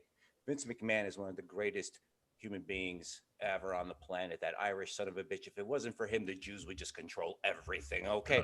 So you guys better watch your freaking mouths over. What? Wait a minute. Am I on the right show here? Which show is this again? Oh my goodness. Is that even lit? That cigarette? It's lit. Or you just have an oral fixation? Yeah, I got an oral fixation, buddy. All right. I got nothing but whatever. My cigarette's a little thicker than that, if you catch my drift. Oh. Is it a menthol? No, those are illegal, buddy. I don't know what that means. Are they illegal across the whole country or just the states? Not sure. No, I think I know they've been illegal here for a little while, and now they made all flavored tobacco illegal. Okay, hey, let's be serious for a second. Why have they banned it? Is it just really harmful to everybody? The menthol, they say, is, but they banned all the flavors because they say it gets kids to smoke. Oh, but then it won't taste like cotton candy. What the hell? I mean, if you're an adult and could smoke, you should be able to right to smoke. Oh, wait a minute. There's like vape flavors that is like fruity. Yeah, but they're illegal too. You can't get flavored vapes.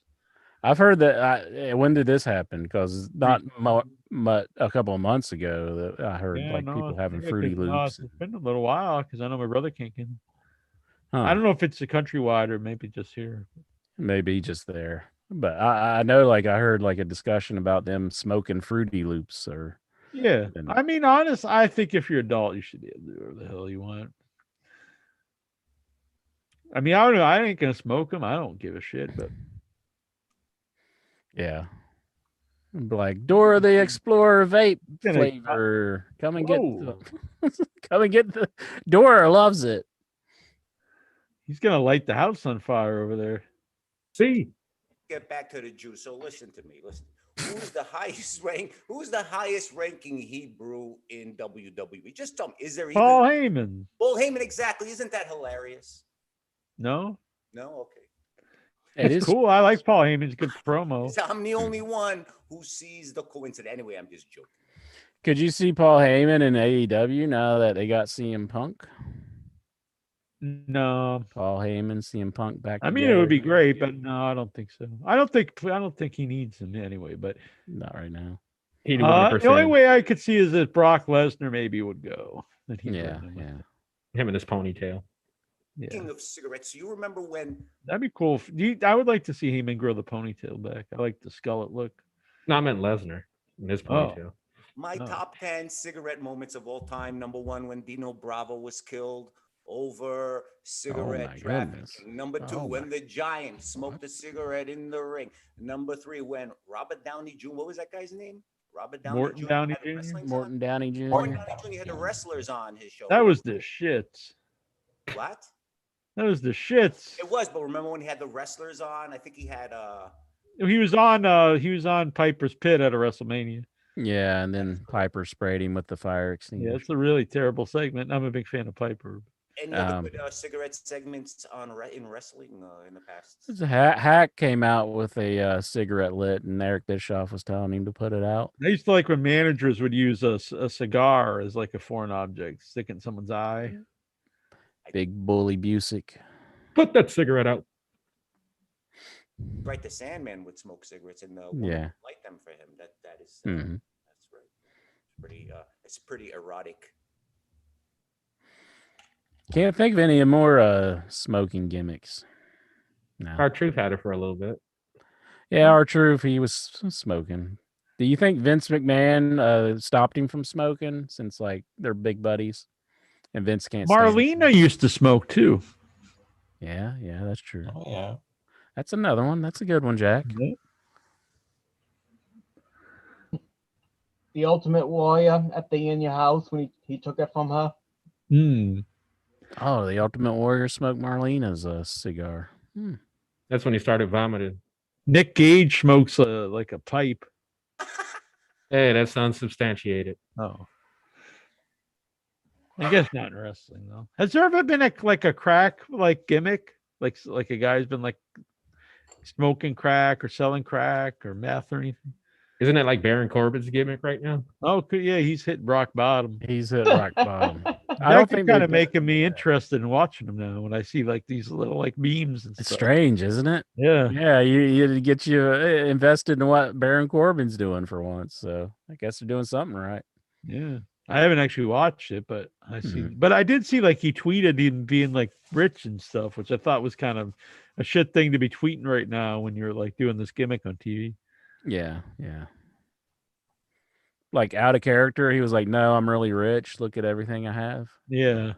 He shouldn't do that. That's not kayfabe. I mean, when the Sandman was blinded, he didn't go out and be like, "Hey, look at me, everybody! I can really see." He went home and nobody's seen him. He was blind. He went down and got a steak and cheese in Philly, and he's like walking around like this. Like, he's uh-huh. I'll be yeah. This is controversial, but in my travels, I thought the New Jersey steak and cheese was better than the Philly steak and cheese. Oh my goodness! I know this is some controversial statements, but that's how you might not be able to go back to Philadelphia now. No. Sack of subs in Jersey. I thought was the best steak and cheese I had. Oh my goodness, Songman. Isn't that where you're from? You're like, oh, he's from Rhode Island. Oh, he's from Rhode Island. Island. I missed that. I don't even know. Tazo's from. He's from New York. Oh, right? He's from Brooklyn. Yeah, that's where they eat hot dogs and gyros and pizza. We like hot dogs here. Yeah, I got a fucking foot long for you. That's not what Tammy told me. Can't believe she that. said it was like.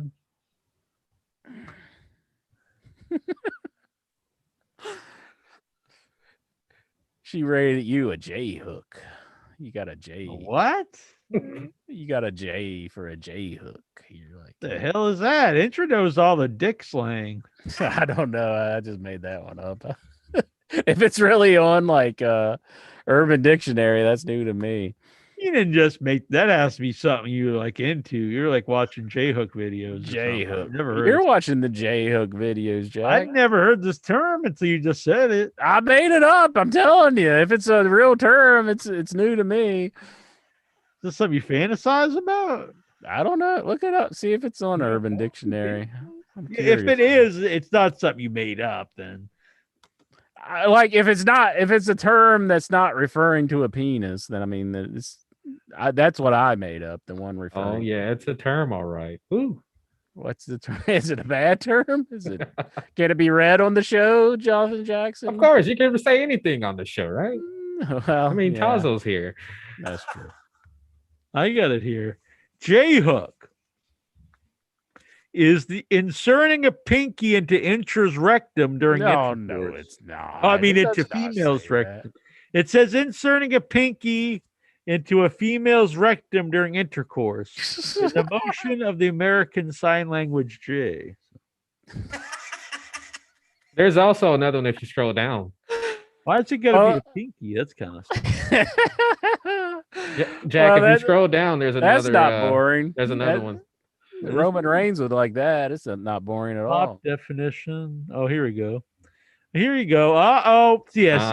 Intra's lying because because he's into this. He knows. Mm-hmm. A penis bending sideways looking like the letter J. Uh-huh. And this was created January 21st, 2009. Yeah. 2009. Yeah, you know about it. Ryan could piss around a corner because his dick is a fucking J hook.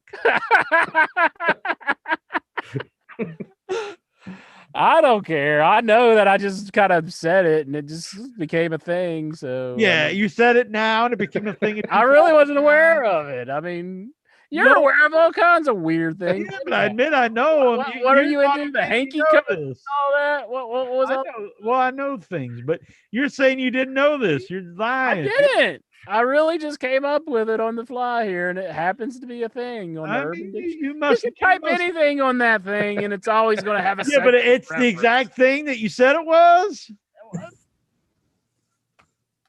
It's a good description, I guess. What can I say? Yeah, I mean, you've got to have some kind of thing about hooked penises. It's the perfect description. Here's another one. When a Uh-huh. man's boner bends to one direction, resembling a J. Yeah. Man, is this where did people call you this for John? John J Hook? No, I'm not falling into this J. trap Hook because Howard? I know what you're trying to do. You're trying to get me to do it, and I'm not gonna. What, you're gonna get you to bend your dick? I know what you're trying to do, Jack. Here's another one. You're a creepy Mil Mascaris is what you are. And you're not owning my name, damn it. A turd that drops into a toilet and falls into the shape of a J. No, I wouldn't have thought of that one. No, you're more the dick man. Number 5, a penis that curves or shapes a sharp turn partway through the penis. So Dude that's the was fifth watching a one down. porno that night, and the guy had a massive J hook. That's a quote from John Howard, May 2008. Oh, it goes even further back. No, and I'd certainly wouldn't put my real name. I would make up something. Yeah. Forum logins. That sounds like something you make up. A J hook is when you insert your finger, most commonly the middle finger, into a woman's vagina. Well, before it was the pinky. Why does it switch to the but middle it was now? the pinky when it's in. Oh, well, it was in the stink. I see. I see. Because it's tighter. Yeah, that one gets a little. You gotta rough. hook your finger, Tazo. You're doing it wrong. Jeez. Man, J Hook Johnny over here. You're the one that's got the J hook, though, because Tammy said so. What's your favorite type of penis? Hey, Captain Hook. J Hook Johnny. 1-inch Johnny over here. 1-inch J hook. To curl your finger in a J shape to lift someone's breast in upward motion. Usually done to a fat kid. Whoa, that's kind of what? Oh, I'm sorry. Excuse How me. far down the list is that one? That one's just some whack job. A lame attempt at executing a donut. Man, that's just some. Why would you kill a donut? What's wrong with you? Like a donut in a car. Like a poop that is curled and touched your ass without knowing it, leaving a shit smear that follows you until removed. That one's really detailed. Why would you even think of that as being the J hook? Like maybe because it turns as it's coming out? I guess. A like J that hook one. used in meteorology, referring to the area of a thunderstorm that produces tornadoes. Well, goddamn. So there's somewhere in the listening universe right now, there is a meteorologist that's just losing his fucking mind right now. He's like, what? No, it's not a J hook. The J hook is. Who would go and post that on the Urban Dictionary? He's like J hook gets penises and turns. That's probably the guy. A meteorology term. There's probably the guy who wants to clean up OnlyFans. He's like, I want to make this all clean. And J Hook Johnny over here. J Hook Jack. J Hook Jack. John. All right, let's just admit it. Both at the same time. We both. Well, if we both had them, we could. Yeah, we could.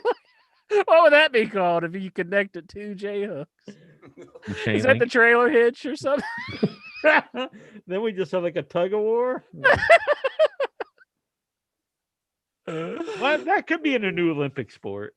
Maybe we get the ratings back up. It might, yeah. I bet if we put that on OnlyFans, we get some pesos. I could see us like getting really into it, and we're like, and then we just haul off and slap one another because that always gets people. I don't know. I'm not a violent man. A big chop. I draw the line at this violence. Oh, come on now, hooking the penises together and pulling with all her might and the friction, going on the shaft and the heads when they're banging. Oh my God, come on now. But slapping each Oh, other. geez. Whoa. Wrestling. Whoa, Benelli. There's none of this going on. There's some good wrestling talk here. Yeah. J-Hook Wrestling. Well, we need AEW to sign more people so we actually have stuff to talk about. Spend some more money, Tony Khan. We'll stop talking about this nonsense. Yeah, bring in more Christians. The wrestler, not the religion. You think Tony Khan sent his in to Sonny? Have it rated. Oh, his penis? Oh. Yeah. That'd be funny if he did. He's like, what do you think about this, Sonny? You think Songman? I mean, no, not Song. I'm sorry, Songman. Do you think Lexar would let us send it? Songman looks annoyed at you bringing up. That'd be a funny bit, I think, for the show. I bet maybe we get Songman, Lexar back on. How are we going to get him? Bring him some fame. If if Sonny's rating him, dude. I want no part of it, but you do what you want to do. You do what you got to do. But I'm guessing Lexar I'm wasn't saying right J-Hook. now, Lexar, if you're out there, I have no part of any of this. Lexar, come back on the goddamn show. I want his permission. If I get his permission, I'll pony up the $10. I'm wearing a white shirt for you, Lexar. Get your ass back here. You're really putting Move up the budget there, buddy. Need to threaten him, Jack, that you'll really do that if he doesn't show back up on the show. There you go. Just show up, or Sonny is rating the penis. Maybe we'll have to do a first ever in your head GoFundMe to bring now you're back, raise the money up to get him back. To get back on the show. I'm blackmailing him to make him feel better. Oh man, he can't stop getting blackmailed by everybody. He regrets the day he ever joined the internet. He's like, I never should have joined that fucking Facebook. He tears down a CBS sports. It is funny that the CBS is behind him. Oh Jesus! I love it. I love that's But come back, Lexar. Yeah, we love you, Ask about it a Lexar. little bit. Lexar's a good man. We won't ask too much. See, look, I gave you your name, Lexar. See? Yeah, Lexar. exactly. We own it, but there he is. Speaking of Christian, his name is Christian. Do you really want to bring out his God-given name during this discussion? Jesus. Why don't you just go up there and kill him, Jack? I mean, whoa. Trying to make the man feel better, make him, feel loved. You're putting him to die. So have you pulled his name? He can't be called Lexar anymore because of this? Is that what I'm I understanding? mean, if it comes to that, if he breaches his Headyverse contract, but hopefully he returns before things, Yeah, we can't have these unsavory things going on in the Headyverse. I mean, we don't want our name attached to that, do we? No. We'll have to yank the Lexar name from him. Yeah. Maybe he jumped ship to another show. Whoa! God damn it! What would he be on now? Conrad would probably bring him right up. Hey, Lexar. OIB is actually on the Urban Dictionary. What's it? It's pretty. Do you want me to say it's pretty racy stuff here? Well, maybe not. Then, maybe let the listeners look it up for themselves. Short. I'm sorry, I'm putting this out here, but I have to bring it up. People know. Short for Ocean Isle Beach, North Carolina. Yeah, there's. Whoa. Stickers. Yeah. There's stickers with OIB on it. I'm headed to OIB for the weekend. I seen that once. I was like, "What the fuck?" That's what. I was like, "What the hell does that mean?" So I had to look it up. So, there's more. That logo on the old forum. Yeah. That's like what that's from. Oh, really? Oh, yeah, I remember. Definition 2 incher for OIB. stands for old icky bastard. Commonly Only used 40. on men who leer openly at women. The OIB on the left needs a lesson in subtlety. I kind of like that one. I've never heard that. Old icky Oh. bastard. Yeah. That doesn't that. Oh yeah. I like it though. I kind of like it. OIB. Here's I could probably rock that. Honestly, I'm the old icky bastard, kind of like old ODB. You know, I he's can the see old you dirty bastard. when you're at the mall, just like looking at the women. It also means only in Bulgaria. Only in Bulgaria. Something Rusev does probably. When you see a construction worker riding a scooter with a hard hat, but shorts and flip-flops, and it doesn't faze you. OIB, only in Bulgaria. I think that's something you would not understand unless you're Bulgarian. Yeah. Like, Rusev's all about it, but or Miro, whatever you want to call him. He's probably laughing his ass off right now. He's like, oh, ha, ha, ha, the OIB. Ha, ha. Overindulgent bastards. A lavish individual of whom I am extremely jealous. Look at those OIBs who own 2 Ferraris over there. Big ballin', me and my Ferraris. That's a pretty good one. I like that. Right. Well, I don't know. I doubt there's Jack. That's too broad. How about internet icon? No. There's no internet icon? Okay. Because you're the only one. Booyah! Booyah! Anything else you want me to look up before we go back to wrestling? Tazo the Greek.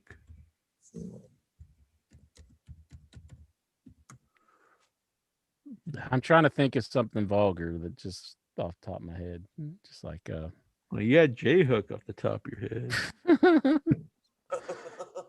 What about sticky bun or something? I don't know. Or I'm gonna glaze your buns if you get my drift. Put a Toronto thunderstorm. Sticky buns. The act of masturbating on a woman's bare butt after she's made it clear that is only sexual option she's making available to you.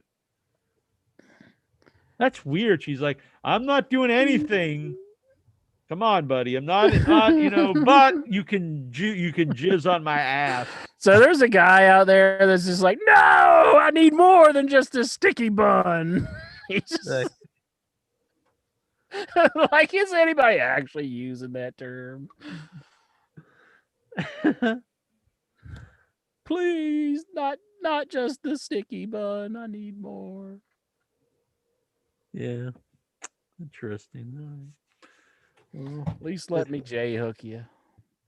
JJ, he doesn't have any nicknames, does he? Nope.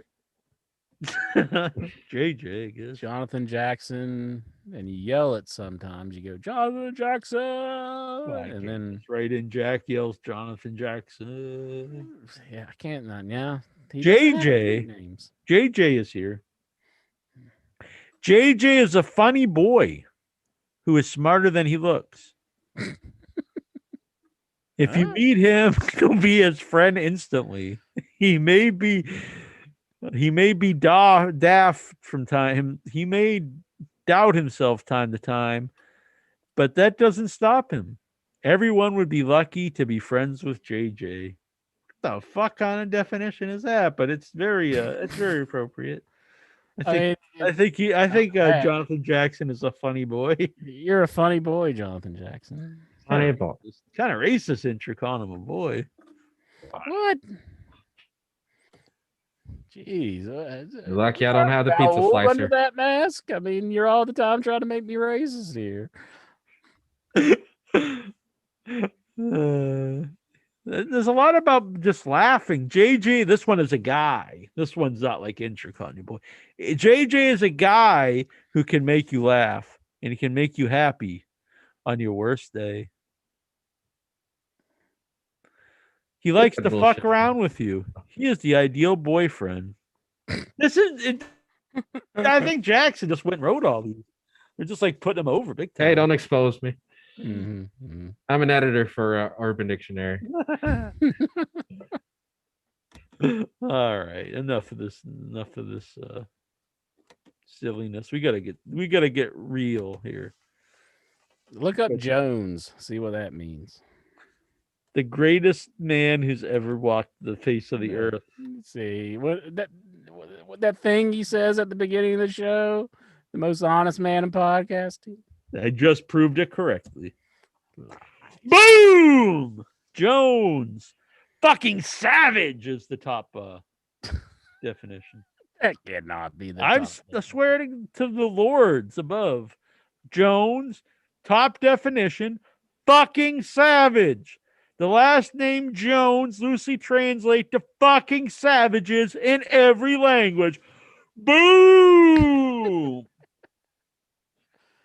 Jonathan Jackson, you didn't write that just now, did you? Come on. No, I'm an editor. I don't. It was by I don't write. Koala Snuggles, March 9th, 2016. Who are you to doubt? That does Koala not sound like a Snuggles. reliable source. Koala Snuggles?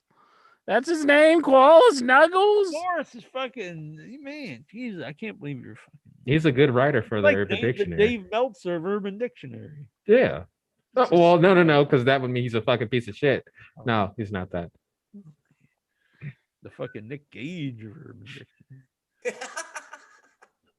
Jones fucking savage. Well, let's look up Howard. What does that mean? Fucking imbecile or something. Might come up that you own it. You copyrighted it. Owned by fucking savages. All right. This is honest. That was honest. This is honest. Everything I say is honest. Top definition. I'm just going to read it without looking. We'll have to look to read it, but I'm going to read it without pre-reading. Howards are usually bold-hearted and confident. That's not real. They show much confidence in what they do and where they go. Yeah. Does not sound very accurate. I go wherever I want. I show a lot of confidence. There's not much to work with on that one. Mostly Howards are just like defenders. They are strong to defend those who get vulnerable and easily endangered. With the gun. Jeez.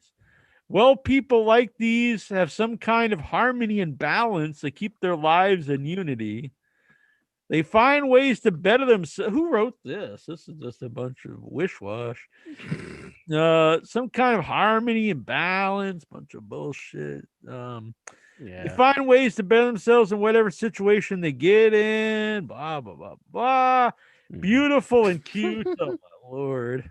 This is more and more. You're just like, whatever. Things are part of them because they respond greatly and positively. Jack, they said I'm beautiful and cute, damn it. I must have forgotten to edit that one. Yeah. This is by Omnitrix. That guy, everyone knows that guy's a full of shit. Omnitrix. Yeah. You're A-okay in my book. Man.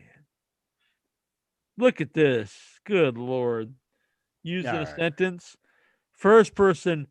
Wow, look at that baby. He's so cute. It is funny, says baby. And the second person says, yes, let's name him Howard. Oh, Lord. Good Lord. Fucking There's nothing in there about the duck, right? Good Lord. Howard the duck. No. Oh, it probably is Howard the duck. How about Howard the cuck? Say what Schiavone means. Oh, Schiavone, that's a good one.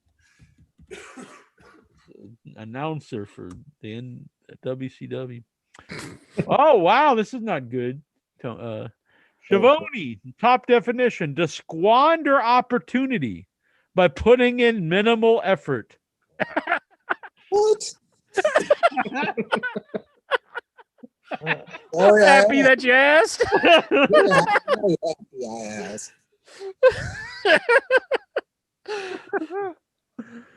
How about Garabedian? If it's not something about songs, it's wrong. Yeah, we're just cool. Garabedian. Condition in which hair grows abnormally long on your upper lip and nipples.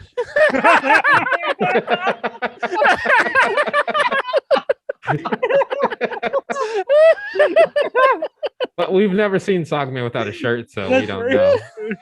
Do you have abnormally hairy nipples? I mean, his lip looks fine. 'Cause he has a nice mustache. Yeah. Oh man. Well, you got to do Butler. Butler. Then we'll do however you say this guy's last name. Butler, a word describing someone who is especially tight with money. Oh. He will never, Butler, for example, buy you a drink first, and when he buys you one back, he will only buy you one of equal or lesser value. Is that true? Are you a cheapskate? Me? Oh no. If you come and visit, I'll take you out and I'll buy you a drink. Totally not a Butler. How do you say Taz's last name? Theodosiadius. Good Lord. How come you're not just like Anastasio Smith or something? Theodosiadius or something. How do you spell this? Theo? EHEODOSIADIS. It's probably not even here because they're like, Hey. you can't put in this stuff's not even words. Yeah, it's not even on here. Theodosiodius. You gotta, you're, is that even real? Your last name? Is it just made up? Can't hear him. There's God in there, Theo, Theodosiadi. I don't know, man. Oh. I kind of know. I think I spelled it wrong. Dosi. Good Lord. Did you look up also John Garabedian? Here we go. See a picture of Dustin Hoffman. Here we go. We're gonna no. John Garabedian's name? No. Good. How can Garabedian be there but not Theodosiadius? Yeah. Because Garabedian is a guy with really long mustache and hairy nipples. You didn't know that? It hasn't passed the review board I yet. didn't know that. That's good. But Anastasios is here. Pertaining to gambling, more specifically, to be legit in the gambling world. Name is coined after the infamous Greek gambler Anastasios Tassos Anastasius. Holy shit. Gambler. We've been looking for the gambler, me and the Clinton, for years, and we found him. Oh! Mm-hmm. After playing heads-up poker with arch nemesis Tony Sourpuss and Antonio for nearly 29 hours, The hell? Anastasios decided to break the game while up $78,528. Upon hearing this, Tony Sourpuss Antonio accused Anastasios of trying to pull a hit and run by not giving him a fair chance to win his money back. Anastasios responded to his baseless claims by challenging Tony to a high card duel, whereby each player would draw just one card for the full $78,528. Upon hearing this, Tony Sourpuss crawled back into his hole and spent the rest of his days working at the cheese factory, working double shifts in order to pay for his rent. Damn, he backed down. What That the sucks. fuck? That's what Taz's parents were thinking. They're like, well, we got to name him after this guy because he fucked over old Sourpuss. All Sourpuss had to do is draw the card. He got scared. He's like, oh, no, I can't do that. I'm gonna go work at the cheese factory. What a fucking weird. Who the hell would even write something so stupid? A man of genius. I guess we'll put Jackson in, but this is probably like. I was named after Jimmy the Greek because I'm Tasso. No, you were not. You're named after this guy. We just found out. What the hell? This is more of the same. Everything comes up the same for this guy. Jackson is a very sweet, loving guy. He's always there for you, and is a great guy to talk to. I mean, I am the editor, so yeah. Just don't read the third one down. Just ignore that one. All right. We'll try to skip that if possible. A person of high energy and appeal. His intensity is both a blessing and a curse. His spontaneity and enthusiasm are inspiring, but at times exhausting. He is easily loved and a pure joy to all who meet him. His zest for life is contagious. Everyone needs a Jackson to make life interesting. Bam. God damn. That was written by the mom of Jonathan Jackson. February. Sounds about right. Thanks, Mom. God damn. Well, there we go. We learned a lot from about all of us. Yeah. J Hook Johnny and J hooks and everything. yeah. So yeah, should we get to these questions, or anyone else have some wrestling stuff to talk about? Oh, last week's show, one of the questions was, did I watch Capital Carnage 1990? And I did a rewatch this week of Capital Carnage, The Return of RoboCop. Because, oh yeah, the comment was about my reviewing movies about RoboCop. Rewatched it this week. First time in probably more than 20 years that I watched Capital Carnage. And boy, was it a suck show.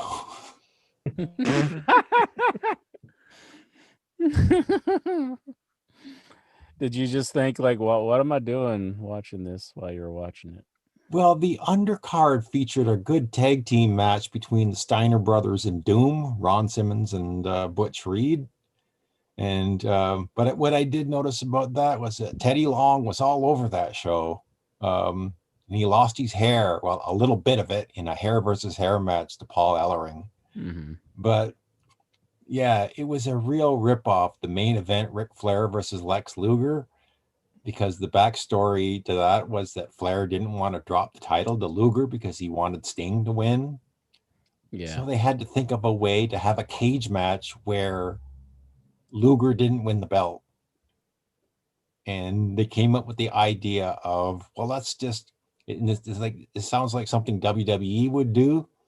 Let's just have the Horsemen take control of the cage, lift it so that they could go into the ring for a disqualification in a cage match. And I'm sure whoever attended that week. Cornette's always saying, "Oh, lazy booking, saying no disqualifications in cage matches and all these gimmick matches." But that's a reason, because if you have a disqualification in a cage match or death match, it's bullshit. You don't want to DQ in those matches. They should all be no DQ. But go on. And I've heard about Cornette talk about this on his podcast, that they when they put Sting in the cage, so that put Sting in that shark cage so that the RoboCop could come out with these 10 seconds of fame to get him out. Yeah. So they put Cornette in a shark cage, and they still had his heel tag team, the Midnight Express, win the match. And he went on and on about why would you book that? And that was Flying Brian and the Z-Man, I think, were the U.S. Tag Team Champions. But if you have any other requests for old WCW pay-per-views, send them my way and I'll watch them, because I've. Oh man. See. You must really like torture. What was the one where I drop kicked the teeth out of Cactus Jack, or was that a Clash of Champions? No, wasn't that the British Bulldog with the clothesline? No, no. It was I gave a drop kick in WCW to Cactus Jack and knocked his teeth out. Oh, I don't think I've ever heard that one. Should watch it. Review that one.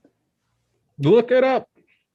Probably happened often. I mean, I've been in so many matches, I don't remember, but they all run together. So we got some questions here from the sackless Lexar, who needs to man up and grow some balls, but we love him. But, let's see. Good Lord, he's got like 5,000 questions. First, he wishes Geraldine a happy birthday. Happy birthday, Geraldine. No, most definitely.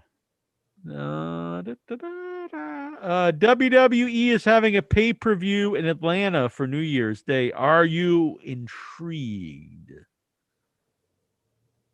No. Is Jack pumped for the Nick Gage versus Jericho match? We talked about this quite a bit.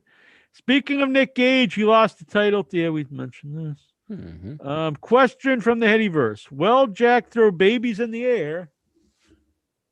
I need like a baby down here to just throw up like a fake baby, guys. Oh no, it's got to be real. All right, well, send me a baby. I'll start throwing them up in the air. It would make a good visual for the show. Also, that was Clash of Champions 10. Yeah, there we go. Well, Jack, throw babies in the air and blow a load of jizz.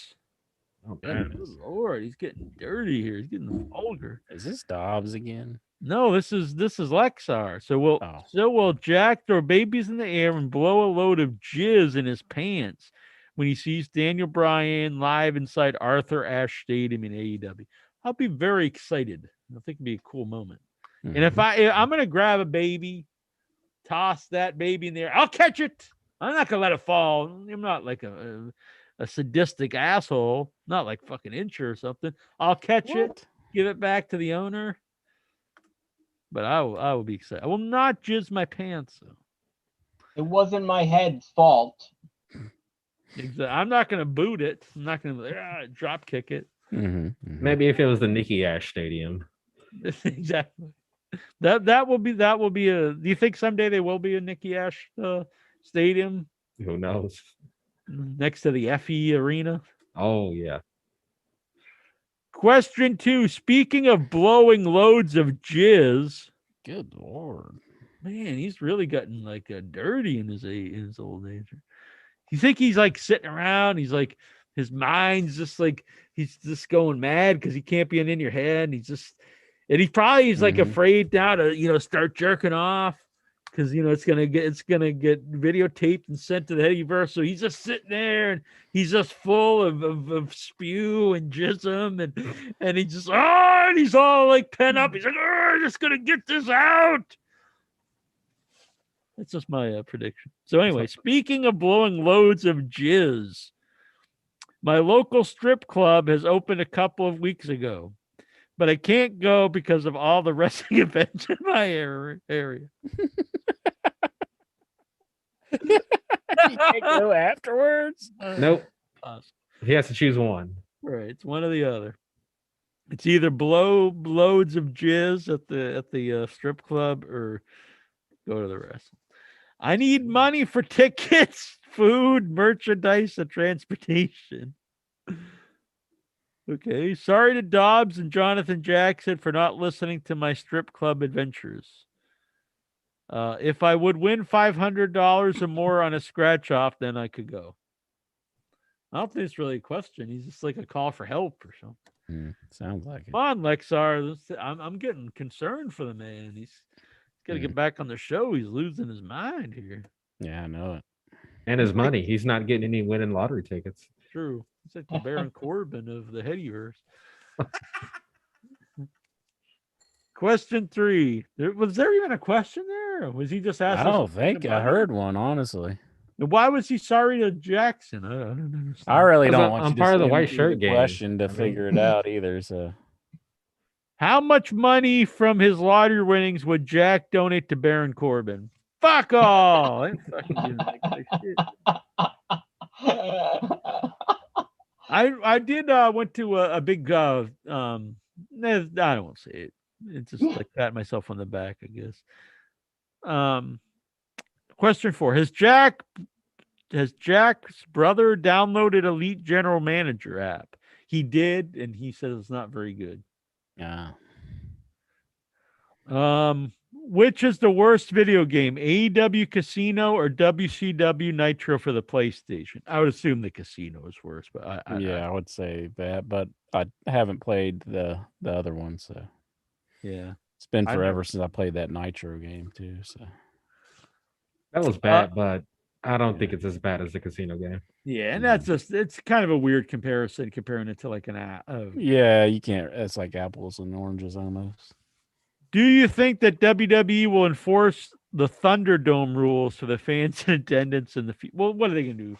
Like boot you out if you get up to go to the bathroom? I mean, I don't think they could do that. Yeah, they can't do that. Like, what the fuck? Don't leave your seat. Yeah. Yeah. That's downright un-American or like owning somebody's real legal name. I mean, they'll probably try, the stuff like you not to wear shirts and stuff with other companies' logos and whatnot. But I yeah. think they kind of did that anyway. All right, those were from Alexa. Let's get to these questions if I can find them. Here we go. There's only 66 this week. 66? Yeah. Suffering succotash. The beard's getting itchy in here.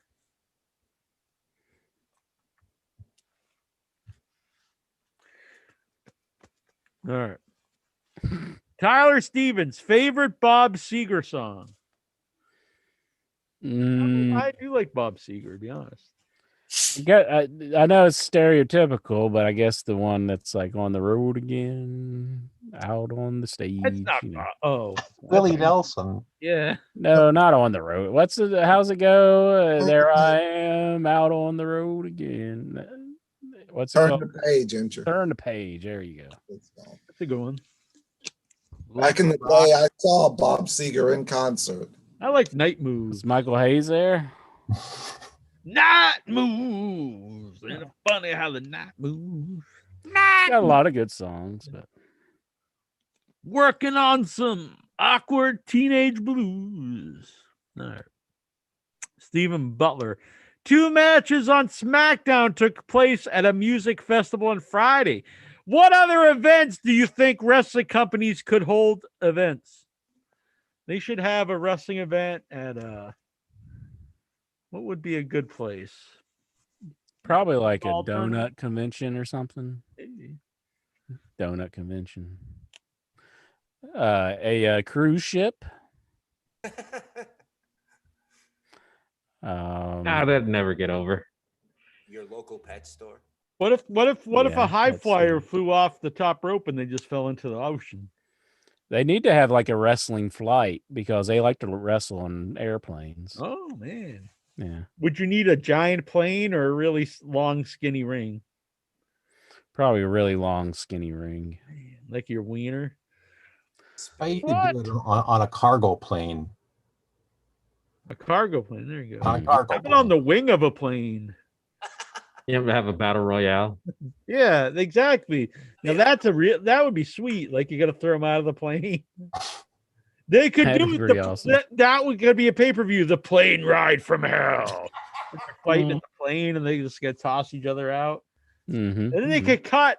It could be a cinematic match. And I was always a big fan of this when they would do it on TV and like Conan O'Brien stuff, or like Super Dave Osborne, where it would just be like a clear mannequin just falling off like a building.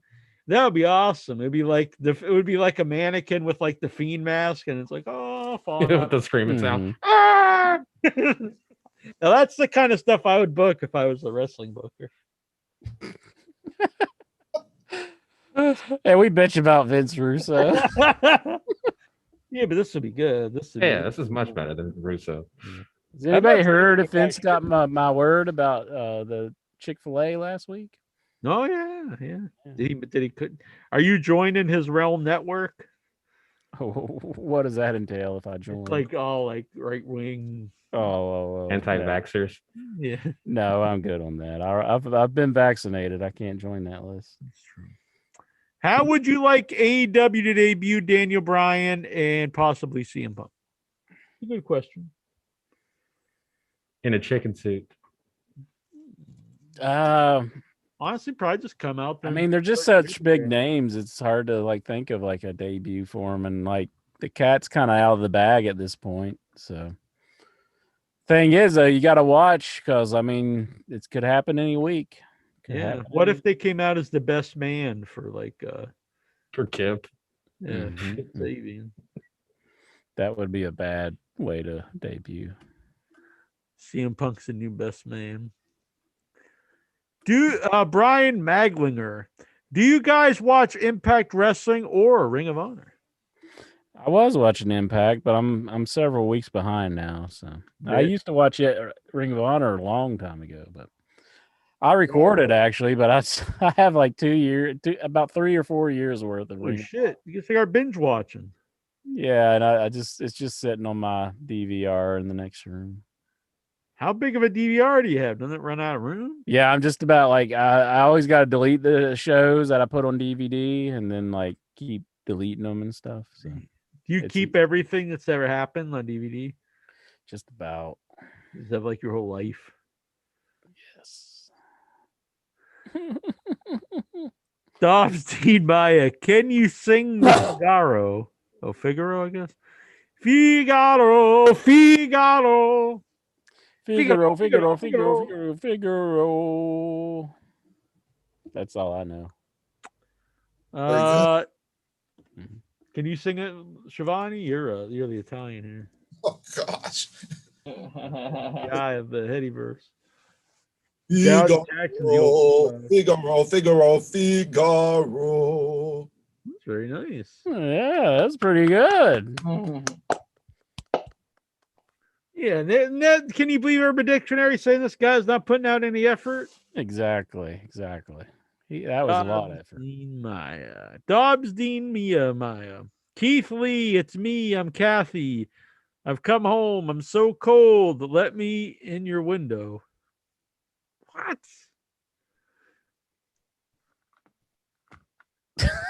This is why we don't read everything on the show. I have no idea what the hell he's even talking about. Did he have like a stroke when he was writing that question? I don't know what's with Dobbs sometimes. I'll talk to him. He seems totally normal. Should I sing that song I sent you that I was working on about you? No, that's all right. I think it's could be the next big hit. I'm having trouble even remembering what it was, but I don't think I want to hear it. I'm good. Incha, sucking my sack. Incha, licking my crack. Oh, that's a terrible song. Incha, once you go jack. Incha, you'll never go back. I think this is pretty good. It just makes me question, like, what's wrong with you that you're like sitting around thinking of these songs? Like, I never like think of like I'm gonna have to think of a song that's like very just come humiliating to my co-host. What was so humiliating about it? What was humiliating about it? You say? Yeah. I thought it was kind of a song about love. I Googled those lyrics, and it's a song by Kate Bush called Wuthering Heights. That one I just sang? See? About licking my crack? No, what Dom said. Oh. Oh, I thought Jack was stealing his lyrics here. Man. So Dobbs is quoting Kate Bush songs to us, and he expects us to know them? But it's not Keith Lee, it's Heath. Whatever. Sorry, Dobbs, we're not big Kate Bush fans. I mean, I only know that one song because they played it on wrestling once. But Zinsky wants to know if we've ever pooped in the woods. Didn't he ask that last week? I think he did. I don't think I have ever pooped. Yeah, I've peed. I've urinated in many. I've urinated in the woods, but I don't think I've ever pooped in the woods. I do like to urinate in the wilderness. It's not like I'm against it. It's just I don't think I ever have. Yeah, I don't know. You need toilet paper and stuff. There's the urination. You just whip it out, shake it off, but the defecation is a lot more involved. Yeah. I mean, if you have toilet paper and all the proper things with you, right? Just squat. I mean, if you got to go, you got to go. Man, bad times. Tyler Stevens, is Nick Gage the biggest star in AEW? I hope no. Yes. No. Biggest star in AEW up there is Nick Gage. Is Tay Conte. No. Tay Conte. That's the name.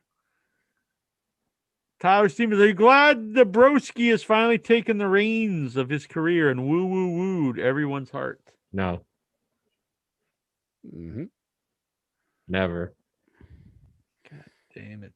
I don't know where this will really get him, but who knows? We'll see. The top of GCW. That's where he's at right now. Tyler Stevens, is Cody Deaner making wrestling great again? Yeah, I'd say so. Is he back? I think he's seen him at one of his local shows from what I get from it. Good Lord, Cody Deaner. Yeah. Do Impact wrestlers ever retire? It seems like they always come back.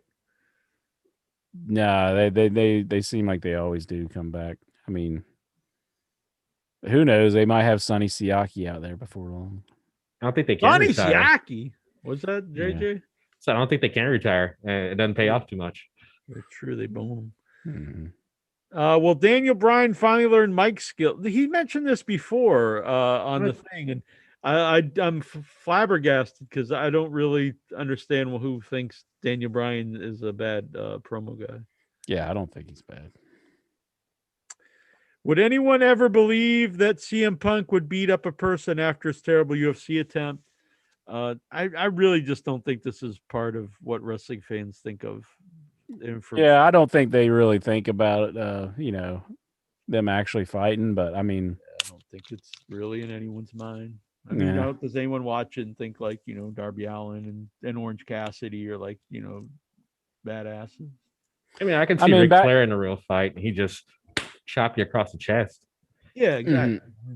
Back in the day, I mean, when dudes were like huge, you kind of had like that mystique, like they could probably beat up everybody. But yeah, I mean, but even when I was a kid, though, like I never really thought like Ric Flair. I never thought him like I thought he was a great wrestler, but I never thought him like this. I'd say Flair's pretty tough, though. I'm not saying he isn't, but I never thought him as like he's the toughest man walking the street or something. Tully Blanchard or Roddy Piper. I mean, Roddy Piper thought like a tough guy. I mean, it just honestly for me, it was never important. I would just say CM Punk's tough guy image or any, if he had any at all, it's been. I don't think he has. Was that ever like what people liked about him? No, I mean not necessarily, but him walking around, he's like, "I'm gonna kick your ass if you're not straight edge." He's crazy. But I mean, you probably would have thought like, I don't think I would have want to mess with him, But now that's kind of been like, whatever. I wouldn't care to fight him, Now, I mean, like the Teddy Hart thing was so like on such a small scale, people didn't really know about it. But this was on like a paid pay-per-view, everybody's seen it. Yeah, I honestly just don't think it's anything why anyone likes the guy. No, I don't either. I think they like him because he's a very charismatic individual, but and he is pretty good for the wrestling world. I mean, Jack Swagger's never lost an MMA fight, but does anyone like really care that much about him? Not really, no. Do you think Tony Khan? Do you think Tony Khan actually called him instead of texting with him? Because that really like got his panties in a bunch. Probably. Yeah. He's like, he was really friendly when I met him and talked to him. Was he? Yeah. Did you make up a song about him sucking on your sack and all that? No, I told him about seeing his movie at Boston Underground Film Festival. Okay. I just wanted to make sure. He probably liked. I didn't talk to him about wrestling or anything. How do wrestlers not want to talk about wrestling? I think that people in general don't. Well, it is a big thing, and from my experience, that wrestlers don't really respect wrestling fans. I mean, that's just on. I'm not saying everyone. There's exceptions, but overall, I would say that's been my experience. Yeah, it is a different mentality. Yeah, I will say, everything. A lot of my horror movie interviews, if I interview someone who's really famous for a specific role, they do enjoy it better if I don't just talk about that. If I talk about other things. Yeah. Well, that's understandable. Yeah. But when you're a wrestler, that's all you do. I mean, you don't want me to talk about any of it? Right. No, I get you. Mark. Yeah, I honestly don't think a lot of them respect the fans of what they do, which is very strange to me. Do you think WWE will get better performances out of people after firing and rehiring them? Did it work for Marty Jannetty? Well, it depends on the guy. I mean, Drew, you could make an argument Drew McIntyre definitely improved after I kind of like Jinder Mahal's promo on Raw this week, where it just kind of made me laugh that he was trying to get Drew to apologize to his partner there. I thought that was kind of funny. I just want to put him over for that. But they fired and rehired him, so twice now probably, haven't they? Did they let him go, or was he just on like an injured list? Yeah, I think he's just gone off TV for a while. Oh, okay. It didn't work for Jannetty. I mean, Jannetty always a good performer. It's just all his stuff outside of the ring. Mm-hmm. I don't think his in-ring performance was ever a question. Even when he was older and did that comeback with Kurt Angle, I thought was really good. Yeah.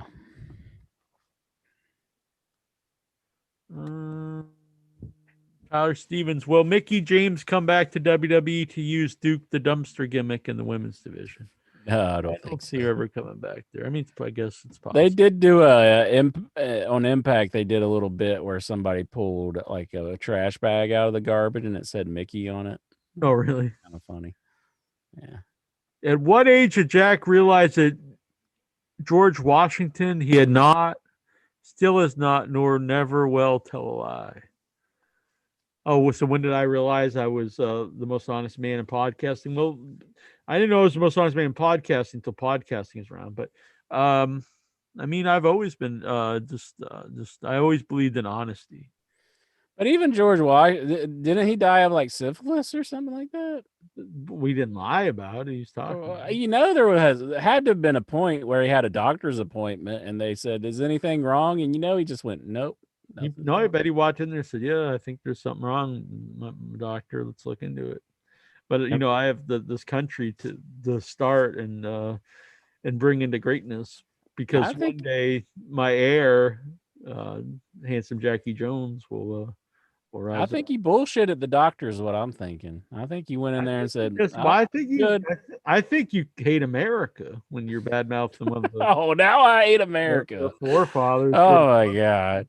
Now I hate America. Jeez. I'm not here talking bad about George Washington, the first president of this. I'm just answering the question here. I think George Washington probably bullshitted his doctor on that one. The country we all live in, besides the guy from Canada. We all everyone else here loves and respects, unlike Incher. Whatever. I just noticed the shirt that JJ's wearing. Pretty What's sweet. it got on it? Oh, that one. Yeah. Have you ever thought of making real WV shirts, if you catch my drift? Who, me? Yeah. Oh, I ain't doing that. Good Lord. What if they might sell? I don't know. That'd be funny. Tyler Stevens, if Intrim became a werewolf, would he let Jack use Still Not a Werewolf in the intro of the show? Or is it disrespectful to lycanthropes? Well, it would be me being not the werewolf. See, it would be a factually true statement because he's still not a werewolf. Exactly. Tyler Stevens, your favorite Freebird? In-ring Terry Gordy, character-wise, Michael Hayes, the greatest mind in professional wrestling. I'm going to say Terry Gordy because I heard a story where he referred to Michael Hayes as the PS stands for pretty shitty. Well, he was I will admit he's a shitty wrestler. Tyler Stevens. If you add up all these Stevens questions, they're more than Nikhil's. Favorite Freezy or Popsicle? Not a big fan of frozen ice. Ice in general. I think when I was younger, I would have said the Freezy, but I think now in my older days, I prefer Popsicle. Really? Mm-hmm. Have you ever seen a ghost or an alien? No. No. I think I saw what would be a UFO. I don't know if it's actually alien, but I saw stuff that I don't know what it was. But I've never seen an actual alien or a ghost. Ron Hex thinks you believe you're an alien, right? According to the song. Yeah, it's interesting. I think it's more of a metaphor about you being alien to the rest of society. No, he thinks you're an alien. Tyler Stevens, who is your favorite WWE agent or trainer from past or present? Michael Hayes, the greatest mind in professional wrestling. I'm going to say Pat Patterson. Really? Came up with the Royal Rumble. True. The old I mean, what contribution by an agent is better than that? Well, Michael Hayes. But besides that, I that's a good choice. Michael, what does Michael Hayes done other than be a fucking goofball? Come up with the greatest finishes of ever. Oh, what finish? What finish? Tell me a Came finish. up with Hogan and Andre at WrestleMania 3. No, he didn't. He wasn't even there. Probably he was probably in freaking Texas then. He told them when he was there that time, and then Andre fired him because he didn't want everyone to know that he was getting all his ideas from Michael Hayes. Yeah, I think that's what we call a lie, everybody. That's a lie that he just came up with. You are lying, sir. It's part of the lore. It's part of wrestling lore. No, you are lying. Lying is what you're doing. Tyler Stevens. Well, the audio soulmates. That's me and you, Incher. Okay. Do a Norman Smiley big wiggle live on Zoom for the loyal sisters and brethren of the Headyverse right now. He wants us to get up and do a big wiggle. Yeah. I can't. I don't really have room here. Yeah, this it's kind looks of like but I'm literally like right here. Like there's not. Yeah, like, if you stand up, you're knocking stuff over. Yeah. Is that a good visual? I don't know. Intra's getting some memories. Whatever. Flashbacks. Jonathan Jackson. That's how I know about the J hook. It's pretty painful, I would assume. No, not really. Oh, yeah. I mean, when it's yeah, when it's like a Grand Canyon. We got 1-inch knobs over here. Okay, that was pretty good. Why is Dave Meltzer such a fucking moron? What? Who's asking this? This guy here, the masked man, JJ. You hate Dave Meltzer? Yeah. Fuck Dave Meltzer. Why you hate Dave Meltzer, Jonathan Jackson? Fuck the Dave Meltzer. Oh my goodness, he really hates Dave Meltzer. Yeah, this guy. I like Dave Meltzer. I like that guy. I think he's going places. Mm-hmm. I've always liked him. He's going to dynamite. the toilet because he's a piece of shit. He's dynamite. He's dynamite Dave. He needs to blow up exactly. Name for that Dave Meltzer. Dynamite Dave. He's a goddamn moron. Dave, and he better not use that now that he kicked me off his show. Was that guy for real? Yeah, well, you saw it. Probably no one but me, you, and Golgo know what's going on right now. What was his name? Something from Kentucky. James from Kentucky. James from Kentucky. Is that? Do you think that's Minton? Jason. I don't know. Jason Minton should find James from Kentucky because we were wondering where that man is. The real legend of the Iata days. For anyone who doesn't know, he would call into to Dave Meltzer on Wrestling Observer, and he was this total hillbilly. And it was amazing. Jack was hoping that was me when the first time we ever talked. He was like, please be James from And one of the greatest segments, he's saying he has this great nickname for Dave, and he's like, really building it up, and he's real slow talker, and the payoff was Dynamite Dave. And Dave just goes, oh, okay. Like he totally made it so great because he's like this real like hillbilly, and Meltzer's responses were always just like, "Oh, okay." Okay. And then there was another show that he called into after he was banned from the I wrestling. have the old audio too when he calls into another show on IATA, and when he's talking about Dave banning him from his show. And he's like, and he can't use that name no more. He's the original Vince. That's what he does to his fans. He's a piece of shit. Then there was Pots and Pans Man. He would call into IATA and just start banging on pots.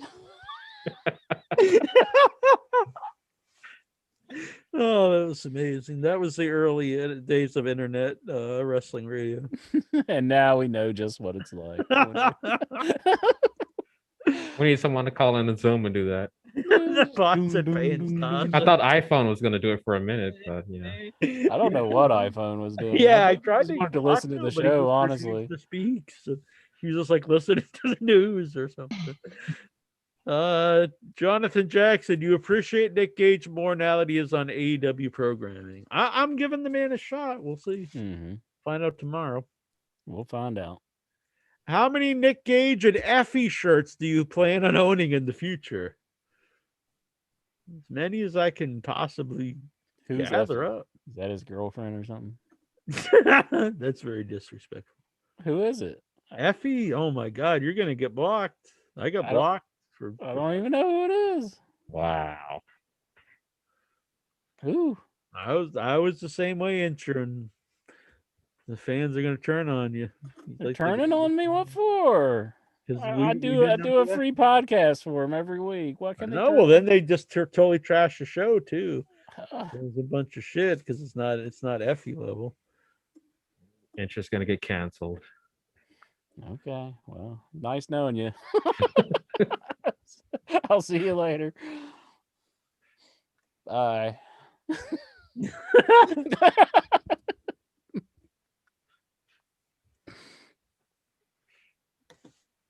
I feel like John Cena after he called Hong Kong a country. It's just like, what? Taiwan. It wasn't Taiwan. Whatever. Whatever.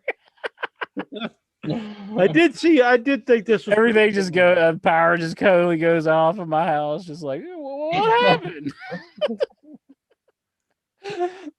All right. Time for Nikhil questions. Oh, the damn Nikhil time.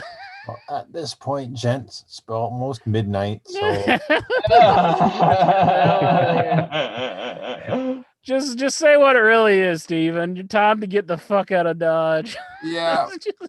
I'm getting on my horse and I'm riding out of town.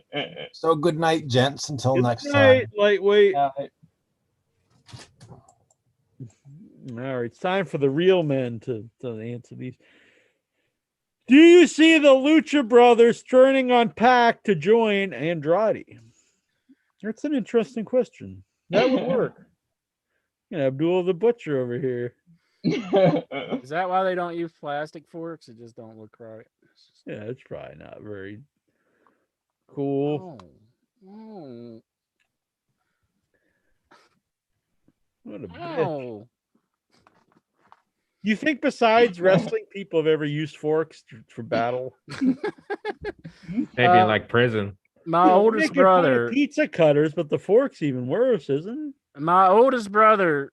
Okay, listen. How about a spork? Whenever we were talking at the dinner table and he wanted us to shut up, he would take his fork and take it under the table and jab us. In your balls? No, not in our balls, but our leg. Like, you jab us in our leg and he wanted us to shut up. Did he bite the fork afterwards? No, he was just. Then he just looks at it and he starts licking the blood off the fork. Like, it hurt though, like just a little jab, but it hurt.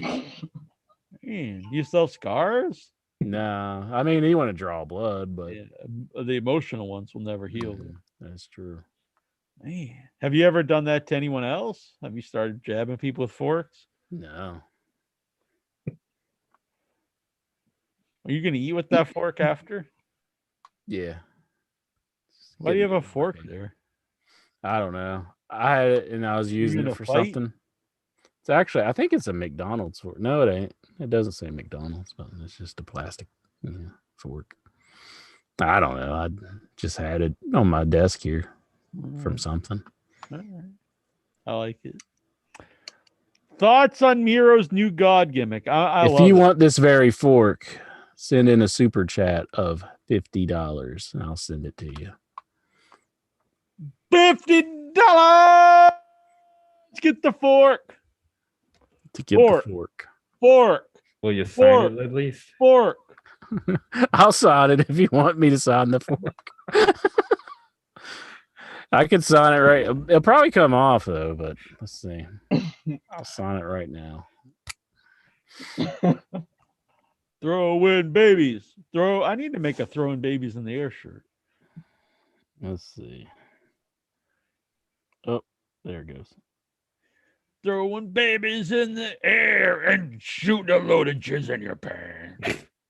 Oh, good gosh, Jack. That's a weird combination too, Lexar, to think about. Like you don't want to put those two together. You can get on some kind of list or something. There you go. The fork has been signed. So Whoa. there you go. Man, OIB, that's an old ignorant bastard or something. Old icky bastard. Old icky bastard. That's the old icky bastard. That's only in Bulgaria. Only in Bulgaria. Thoughts on WWE wanting to re-sign Braun Strowman? I think we kind of went over that. Thoughts on WWE scheduled return to Saudi Arabia in October? Oh, they're going back? That's fucked. Jeez. Blood money. Blood money. Blood money.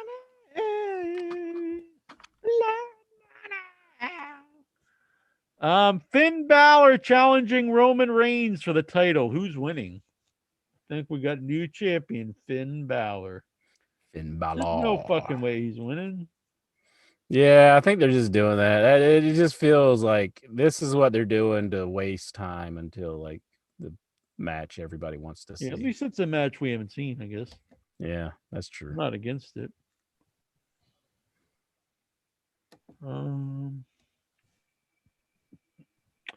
Was Becky Lynch Major Ron as big as Stone Cold? No.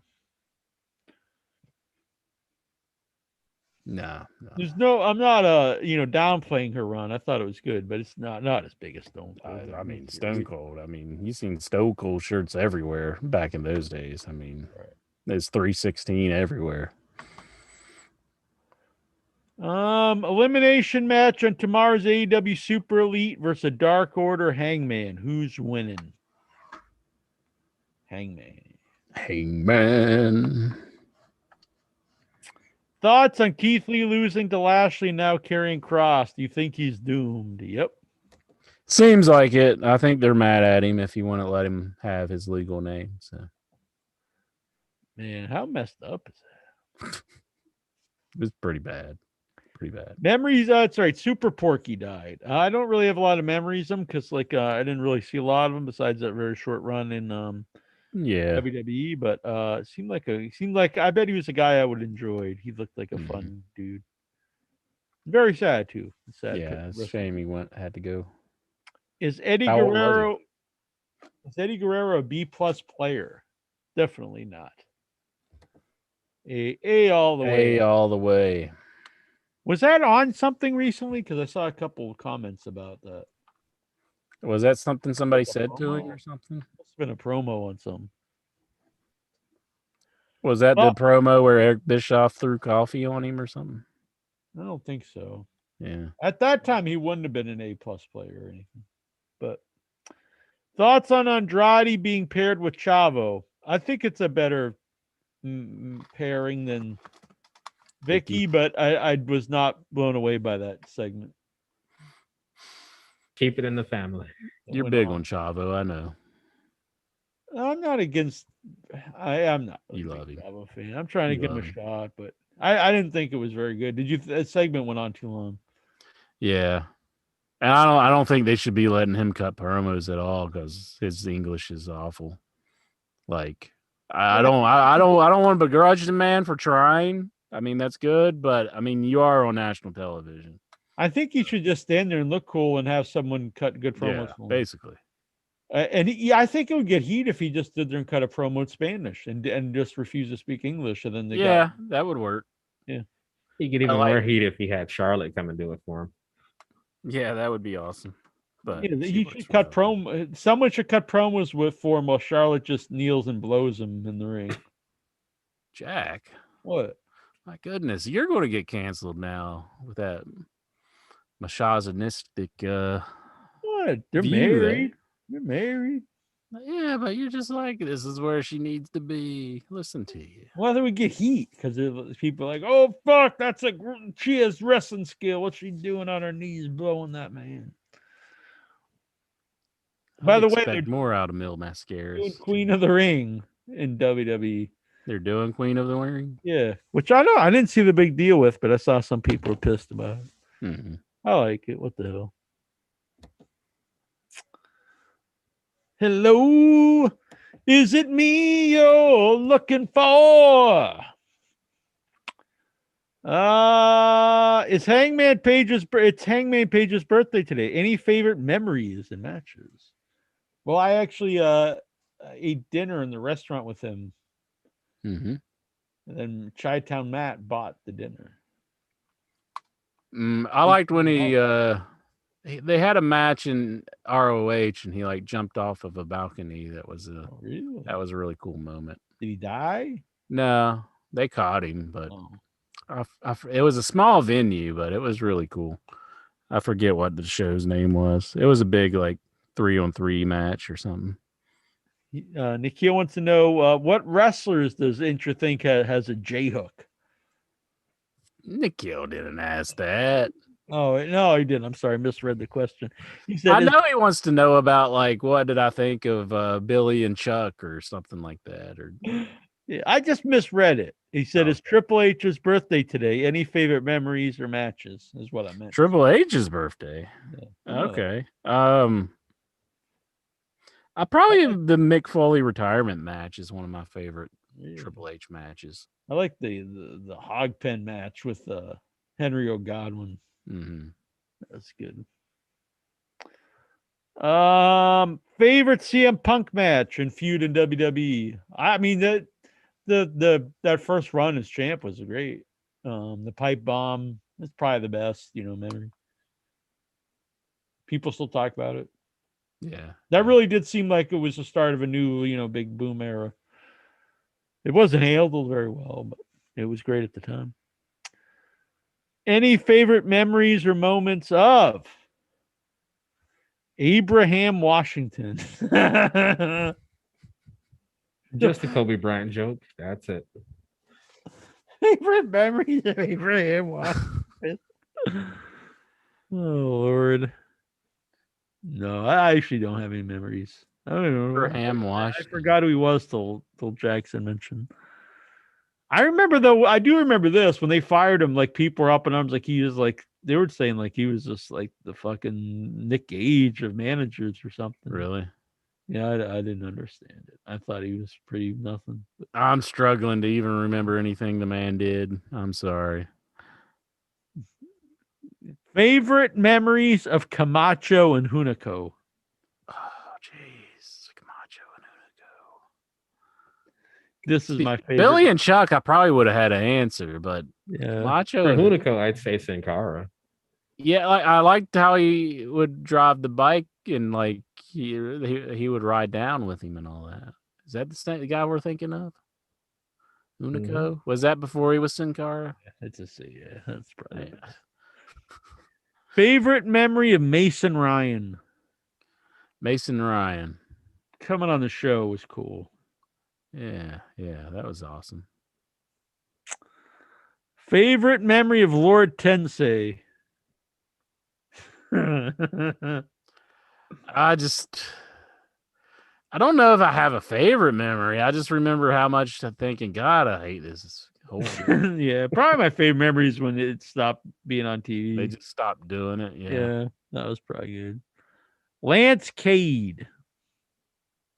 He had some good matches. Did he die? Yeah, he's the one who passed on. Well, yeah. I really liked his team with Murdoch. Yeah, they were good together. And like whenever they broke him up, he really seemed like he was going to be like a big star, but just things didn't work out so well. So yeah, but I liked him. Yeah. Rodney Mack. My favorite Rodney Mack moment was when he was not Rodney Mack. He was Red Dog for ECW, and he was wrestling. And he was the opening match of the show that I went to in Huntington. Oh, really? So him and Shane Taylor. Shane Taylor.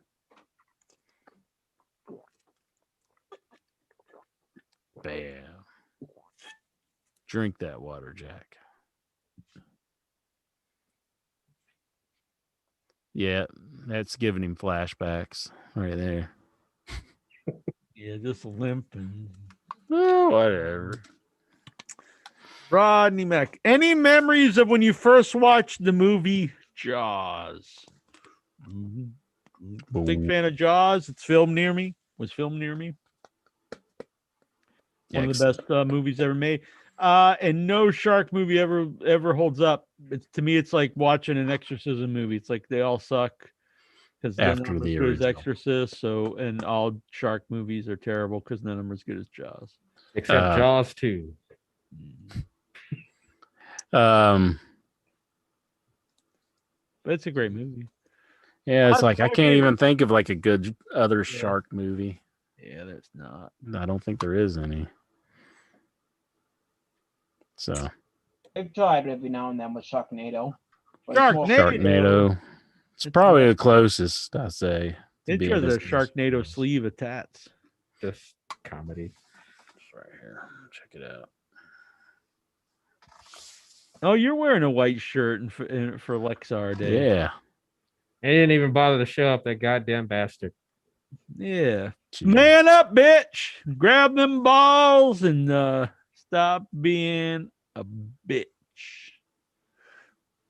That's all I got to say about that. Favorite movie from the now deceased actor Philip Seymour Hoffman? Big fan of Boogie Nights. Yeah, I was about to say Boogie Nights. I also liked he's good pretty much everything. Yeah, he was good in a lot of things. Boogie Nights is like his standout performance though for me. Yeah. What was that movie where he was like playing the guitar on top of this was on like the extra. He was playing a guitar on top. He was like a mattress salesman, and like he was playing this guitar on top of like a semi, and he jumped off and he hit the mattresses, and then he hit the ground. Like it broke the guitar. No clue. I forget. Was that Michael Hayes on his friend's grave? That's what I was going to say that, but I'm going to get intro. It was like an extra on the DVD, so it's not even in the movie, I don't think. But how the hell are we supposed to know this shit? Dude, we got people asking us about Abraham and Washington, and I'm trying to reference a Hollywood movie. I'm sorry. Yeah, but like it was like a cut scene on the VHS tape. Somebody's seen it. I think it was like Magnolias or something like that. It was Capote when he's playing Capote. Yeah, it's like when he played guitar on top of the semi. Let's see, but that's he's a great actor.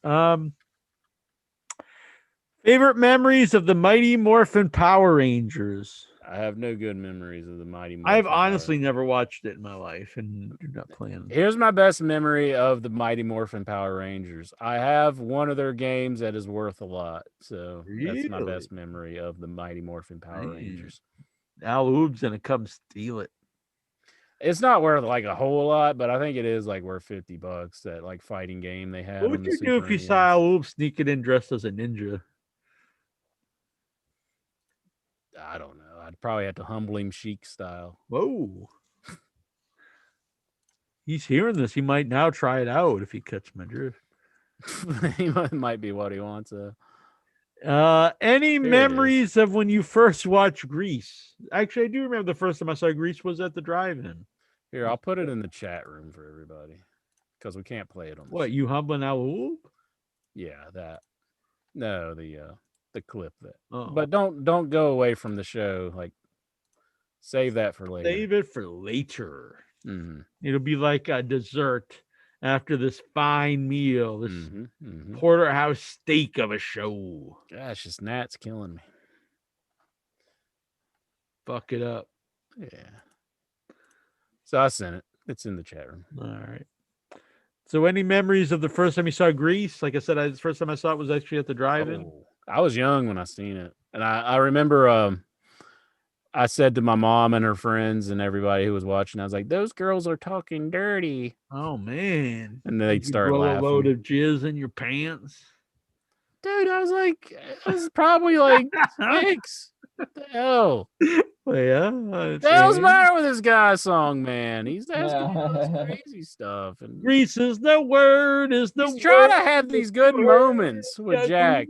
And then he just throws something at you from left field. And he's like, you're not having a good moment with me right now. Place is the notion. Always has to be Grease is dirty. the way we are feeling.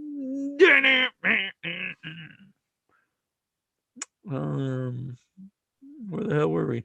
Favorite theme park you've ever been to? I guess Disney World, Disneyland, one of the two. I never know which one. Well, it's a close one to me, and it's probably one of my favorite. I do like the one that is local to me, but it's much smaller than Kings Island. But Camden Park I like really well. But I probably have to say Kings Island just because it's a lot bigger. Why didn't you take me there when I was visiting? I drove you past Camden Park, and you guys didn't seem to fucking you care at all. You're like, nah. Look at that. You'll never go there, bitch. I'll never let you play there. I drove you past the sign, and you guys were just like, meh. When I was taking you back to the airport, I was like, there's Camden Park. And then you're like, nah. What the hell? Well, I don't know. You probably didn't put it over. I thought it was like a baseball. I put it over pretty strong, but you guys seem like you didn't give a shit at all. You're just like, meh. Yeah, that's probably true. Troy was just back here smoking. He's like, bleh. Flicked the cigarette out at the window. Hit the clown in the face. Where Fuck your theme park. Where's your favorite Chinese food restaurant, and what do you normally order? I like General Tso's chicken, and I guess I'd have to say the China House. Got a few of them. In town, it would be China Garden and Canterbury. Used to have a thing called Six Happiness I really like, but I don't think they have it anymore. Dragon Light and Main Street Hyannis, really good. And there's a cool little place in Chinatown in Boston I like. It's called the Double Chin, which I think is a great name. And it's owned by the Chin sisters, which is really cool as well. And it's American Chinese fusion. So they have a lot of cool little weird menu. They have like a Chinese fish and chips. Mm-hmm. They have spam fries. They got a bunch of cool stuff. I like it. Chinatown in general, though, is really good food. I like Chinatown.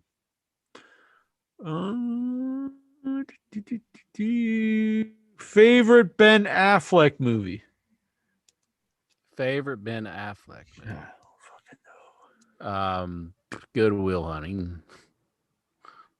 Is that cheating? Dazed and Confused.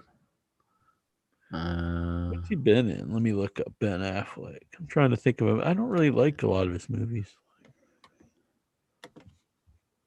Dazed and Confused.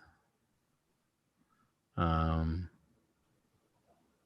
I say Dazed and Confused already? Man, Part 2. Fucking jizz in is he in part 2? Jizz in a load in your pants over this fucking. Dazed and Confused her, Part 2. Dogma. I'm not even. Oh, Dogma. I actually do like Dogma. That's you like Dogma? Yeah, I like Dogma. I'll pick Dogma. I like Dogma. Kevin Smith before he lost. Yeah, I like Dogma and Clerks for Kevin Smith movies. What's the deal? Is Kevin Smith the showrunner on this new He-Man or something? Yeah. Yeah.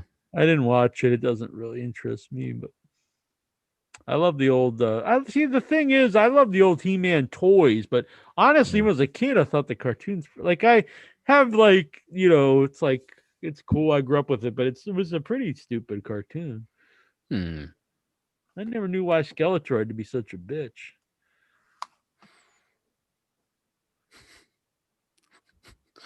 It was a kid show. I mean, maybe they didn't want to make him too But he's a scary. fucking skull, man. He should be like a little badass, not like I'm scout. He's like a total bitch.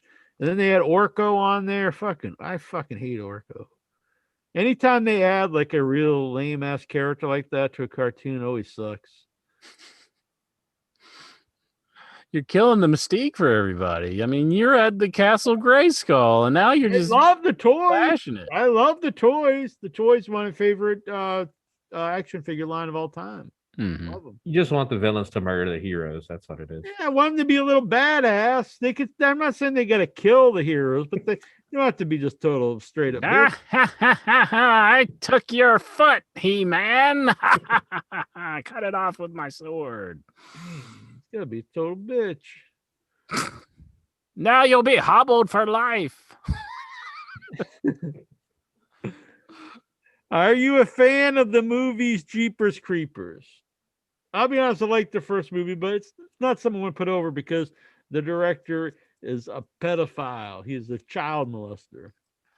I remember watching it back in the day, and I was really pumped up to see it because it looked really good from the previews. But I remember watching it and thinking, it was all right, I guess. But yeah, I'm not huge on them. So. I like the first one. The second one's really bad. The third one's just total shits. But I really don't want to support something made by a child molester. Yeah. That was more big from the second one. That was mostly it. They had more to the creature. The dude's trying to hunt him down like Jaws. He's got like the harpoon thing and all that. Yeah. Jack loves it. Should AEW open a performance center? Maybe not a performance center, but I do think they should have a. I would just use Dark as their developmental. They do. They got the Nightmare Factory with Cody Rhodes and QT Marshall. Oh, that's true. I just think some of the guys aren't ready for TV sometimes when they come up.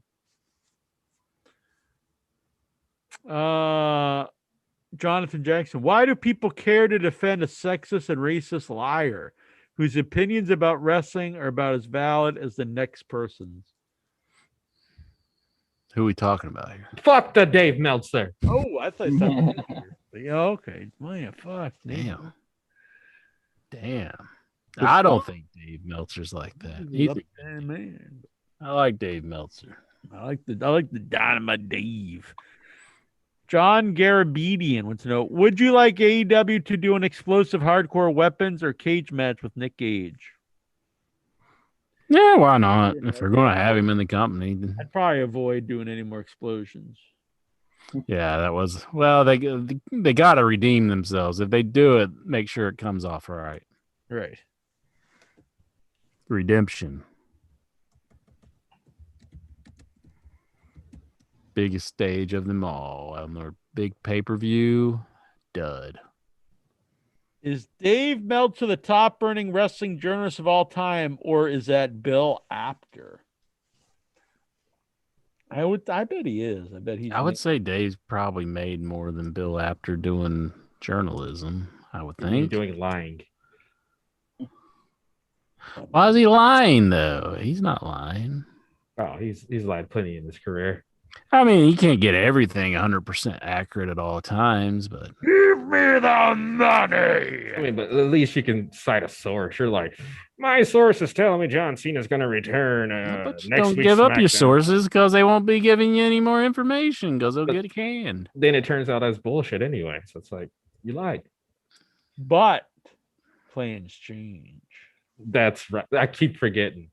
That's his biggest dodge. Oh, plans must have changed, you know. I'm gonna start using that. Like, but you said, well, plans change, buddy. Like, got a point. Plans change. Oh God, I think it's time to hit the stack. So I'm good night. night. Nighty night song, man. See you next week. That's all. Thanks for good night. Have a good See one. ya. Incha, hitting the sack. Incha, taking a nap. You like that one better? That's a little bit better, yeah. All right. Jonathan Jackson. Will Jack attend Effie's big gay brunch in Chicago since he'll be there September 5th? I do have Big Gay Al underwear. Should I just show up in them? They're like kind of Speedo-ish. They might let you in for free. Should I put that up on my OnlyFans? Or me just lounging with just Big Gay Al shorts on? You'll get canceled like me. Like cancel Jack. Oh my God, look at him. What's he doing now? Good Lord. You been talking about this and you start making that gesture? No, J-hook action. I don't think George Washington would have ever done that. Of course he did. Yeah, how do you think he got syphilis? Exactly. You got me there. Man. He was giving cat bass just like Arn. Like, can you really picture Arn being a sexual being? Sure. I don't know if I want to, but sure. I just can't do it.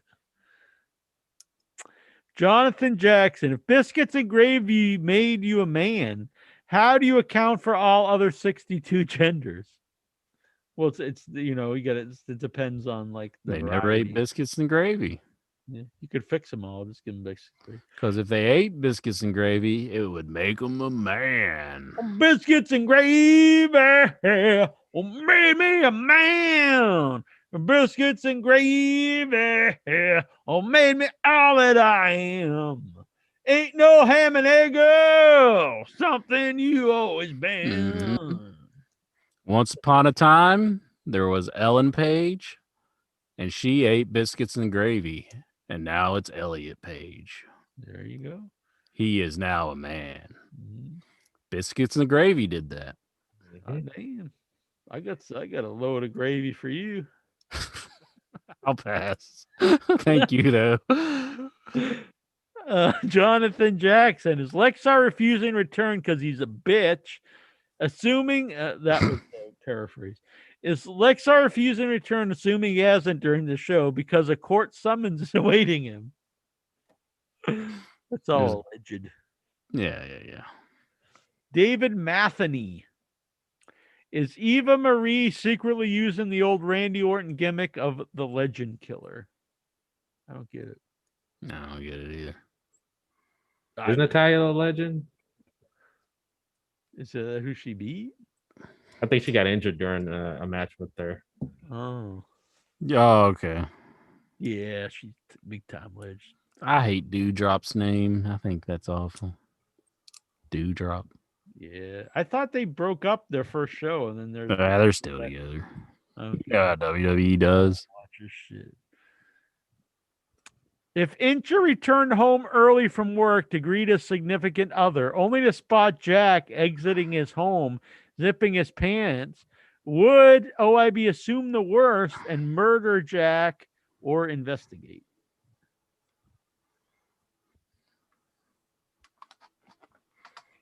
Oh. If you found out I just banged your wife or your girlfriend, would you be pissed? I don't know. Maybe I banged your wife or girlfriend. Would you be like, what's between audio soulmates? What's mine is yours. What's yours is mine. Maybe I'm a swinger. Maybe I'm down with that. Or maybe I would murder you in cold blood. Would you ever DP your wife with me? No. Why not? Because you're kind of like Arn Anderson. I can't see you in a sexual position. And I'm not really down with that with anybody. The other way. Not down with it with anybody, Jack. With anybody. You just said you were a swinger. Also, don't be hot dogging it. I was just hot dogging it, exactly. and I hope that was a joke. At me, like, slow it down, Jones. That was a joke, if anybody doesn't know. So, just trying to make the show interesting. What's a joke? I got a sense of humor too, guys. What was the joke, though? About what maybe I'm a swinger and all that. Oh, that's just what someone would say if they're trying to cover up the truth. Well, XR finds Swax on his hiatus. What's he doing on his hiatus?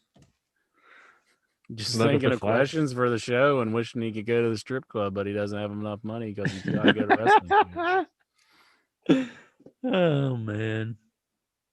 Does Incher consider Jack a significant other? No. Who asked that bullshit? Tyler Stevens. No, Tyler Stevens. Curious Tosh. Who should Dr. Britt Baker feud with next? See, that's the hard thing. I would say Thunder Rosa. I agree. Thunder Rosa. I think they would have some really good matches, and that's who everybody's into in the company. So Yeah, do it up. Thunder Rosa, Dr. Britt Baker. Book it. book it. They've done it already once, but I think now with the belt, it's going to make it more important. For the title. What's your favorite deli meat? And then Nikhil just replies, cock. What? I don't know. I don't think that's a deli meat either. I'm going to say it's either turkey or ham. Turkey or ham. I used to like a lot of salamis and stuff, but I don't eat a lot of that stuff anymore. So it would be a turkey. Turkey or chicken. Chicken's a little iffy sometimes in deli meat, though. Yeah, you can get a bad batch. I actually just got some Santa Fe turkey, which I snack sometimes. Mm-hmm. But what I eat more actually is tuna. I used to be kind of against like the tuna fish in packages, but I like it now. Yeah, I eat tuna. Like the bumblebee tuna. You can get the good ones with like different flavors. They're good. It's a nice snack. Got a lot of protein in it. No fat. Very low calories. Tuna fish. Dobbs, I find Britt Baker strangely attractive. She gives me a rise in my pantaloons, meaning my penis gets erect. I don't know why. So my question is, what is your favorite splash move in wrestling? I find her attractive because she reminds me of Worf's girlfriend a little bit. Who? Worf's girlfriend. He had a baby with her. From Next From Generation. Star Trek. Yeah. That Klingon. I don't know why that's strange. You would find her attractive. She's an attractive lady. Yeah. It's not strange. It's not like it's like you're finding some like homely, bitch attractive. Mm-hmm. Oh, I don't know. Fuck it. Dobbs? Yeah. Oh, fuck Dobbs. What the hell? Oh, he wants to know what is your favorite splash in wrestling? The Stinger Splash.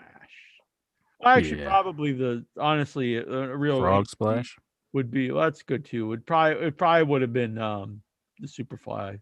Jimmy Snuka, I think, gave the best splash. I like the Phoenix Splash. The what? Phoenix Splash. Like, I guess Seth Rollins kind of does it. You start yeah. up backwards and spin around. That's cool. But I really like the force of the Snuka Splash. I'm a Frog Splash guy. All right. That's a good one, making the frogs gay. Has anyone made the frog splashes gay? That would be a good gimmick. Maybe if Effie does it. Effie, exactly. What is the weirdest thing that has happened to either of you when you have walked the train tracks? Nothing's pretty random. It's pretty straightforward stuff. You just walk. Didn't you have somebody say that they wanted to sell you the whole station or something? No. Didn't you say you gave somebody money to purchase the station? Like, or was that just you joking? What? You said like you met a man who was like, you could buy all of this or something like that, and you like gave him $1 or something. Well, didn't you tell me that some joke or something like that once upon a time? I don't think so. Something about buying. It's pretty sure you like texted to me. So it's the Mandela effect. Yeah, this happened. You really want me to go back and look? No, I just don't remember it. I don't know. Maybe it was some dumb joke I made. I don't know. Probably. about you taking pictures or something, and then like somebody stopped you and said that I don't know. It's probably just some bullshit I was making up. Why are you making up stuff? Then to amuse you. Oh, okay. But no, it's not really. I can't really think of anything interesting. There is a weird abandoned train on the tracks that I walk on, though. And what's weird about it's abandoned. It's a train off the side of the tracks, and like it's surrounded by a barbed wire fence. Which in my mind, it's like, are they keeping us out or are they keeping something in? You never know. I do. Someone suggested I just like get in. I was like, let's get a barbed wire fence around it. Like, bring bolt cut. I'm like, I'm not cutting the bolt and climbing in this fucking abandoned drain. And probably got fucking animals in it and stuff.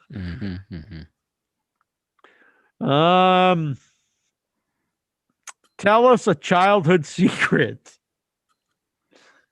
Childhood secret? Uh-huh.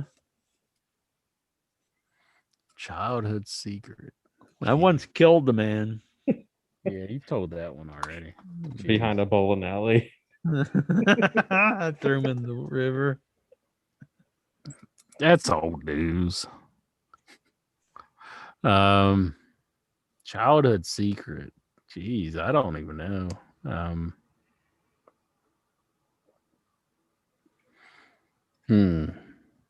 I won chess club tournament. I threw a rock at somebody in the cemetery once. Was he when we were dead? walking home, and he asked me who threw the rock, and I said, I don't know. Who broke my window? Remember that ad? No.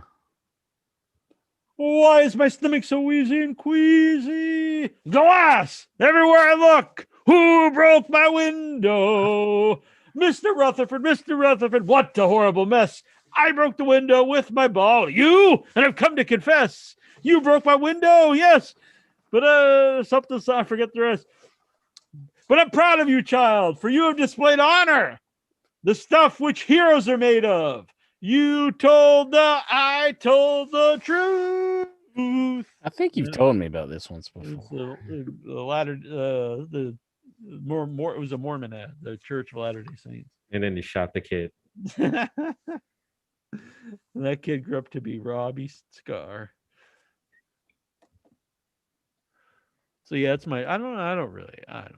Childhood secrets. They're gonna go to the grave. I don't know. I'm getting too old to remember my childhood. I've told most of them. Like I tied that kid up with the fishing line. Made fun of people in chess club.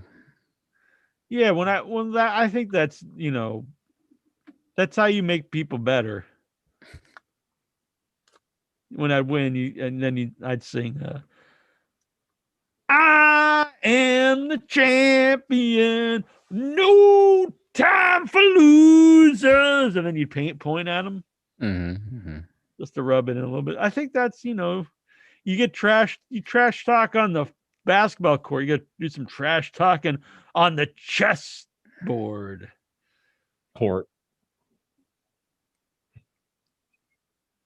Chessboard. Bam. You ever cheat? You cheat in Monopoly or something when you were a child there, ain't you? Maybe cheating on the hopscotch. No, can't think of any. Mousetrap. I used to cheat big time on that. Really? You're a cheating little bitch. Yeah. One ignorant bastard over here. One icky bastard over here. One ignorant bastard. What? Jeez, that's like a Freudian slip, I think. You're like, you're so ignorant. That's not a bad thing to be ignorant. It's not a bad thing to be ignorant. Ignorance is bliss. Yeah, that's true. Just means you don't know it. It doesn't mean you're stupid. It's actually better than being stupid if you're ignorant. How many times has Intra used the bathroom while at work? That's from your boy Aloob. Oh, I use it. I go and take a piss a lot. Yeah. Where do you take it? Why don't you leave it instead?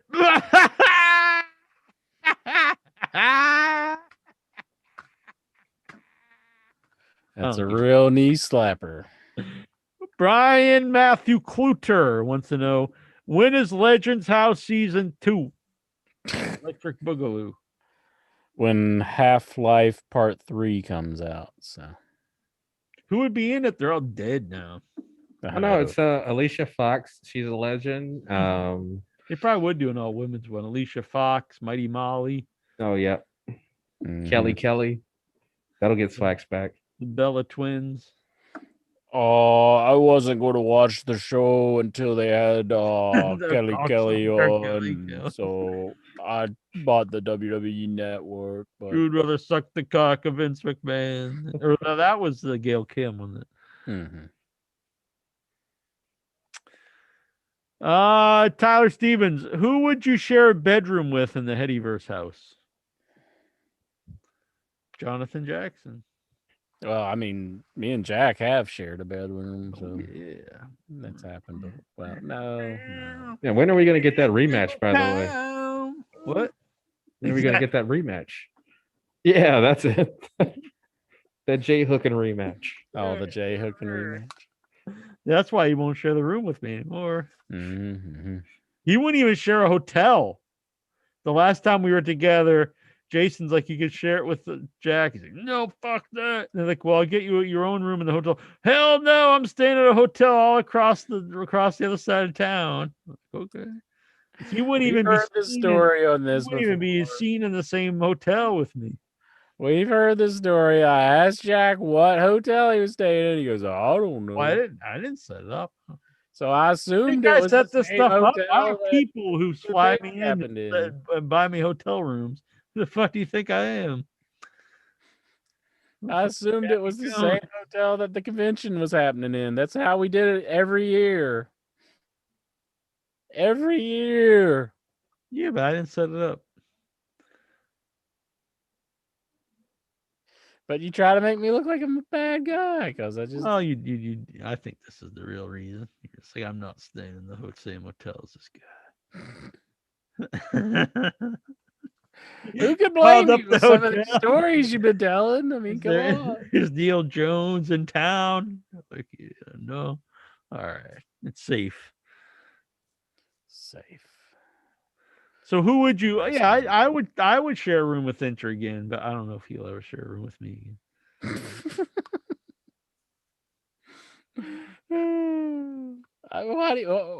What are we, like kids? You gotta have a sleepover? I mean, why does it offend you so much? We don't sleep in the same room.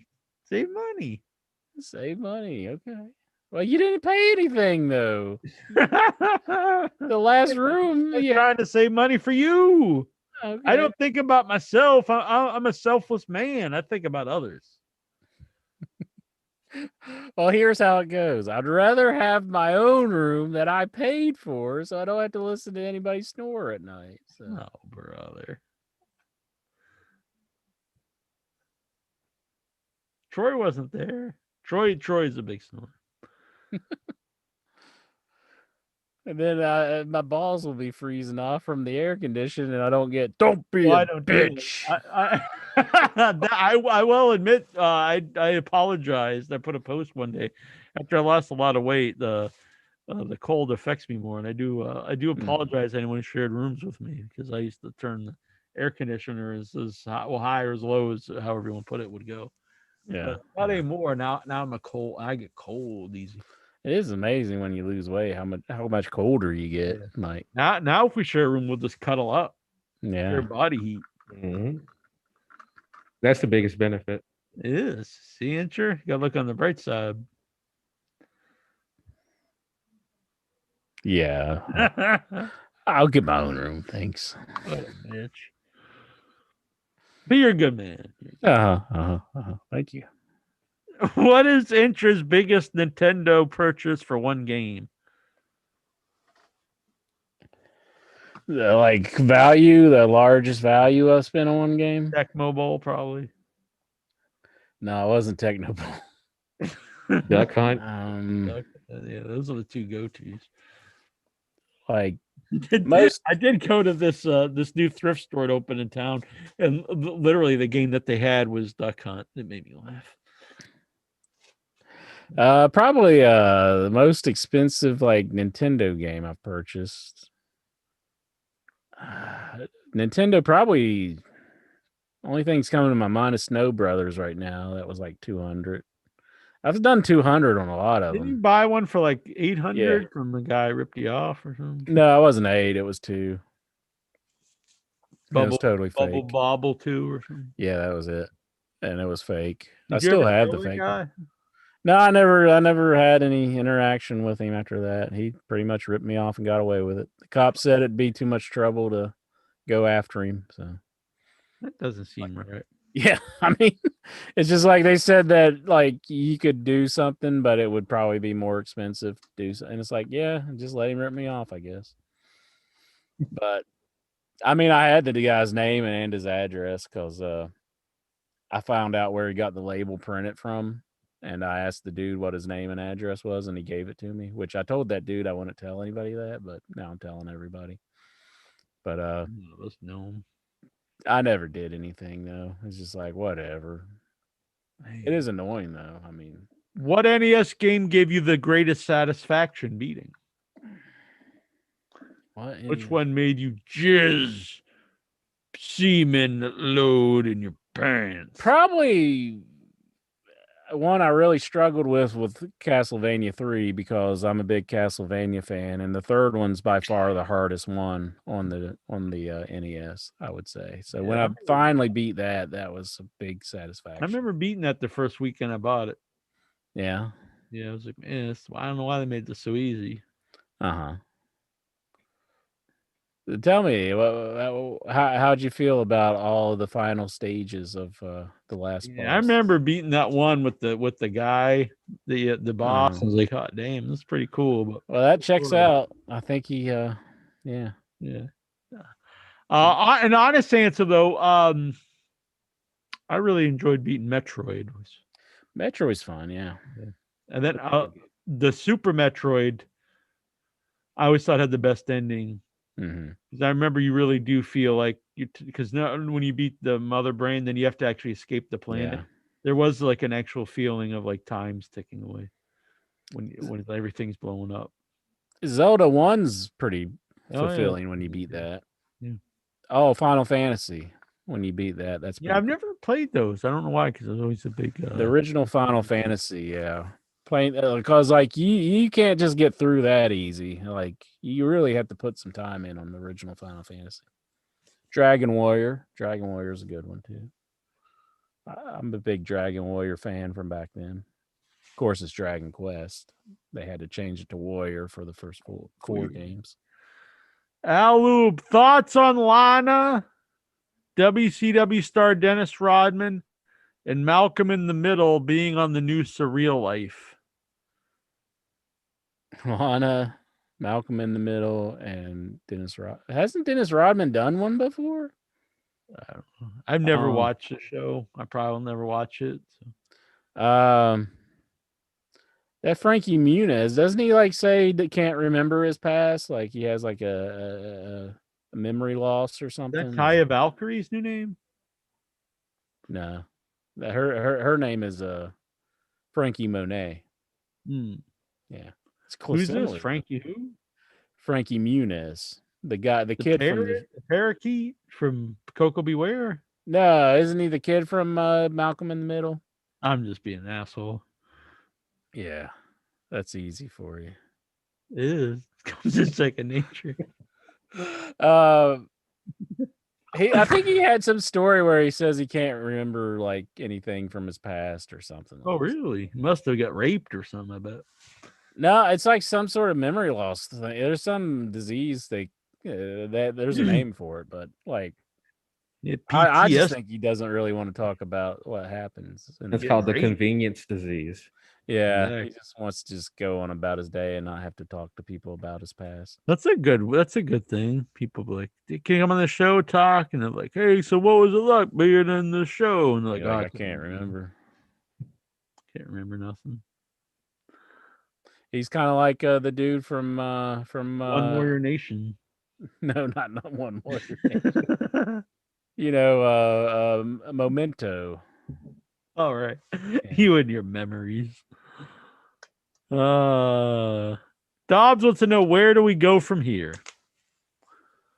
Kind of a big question.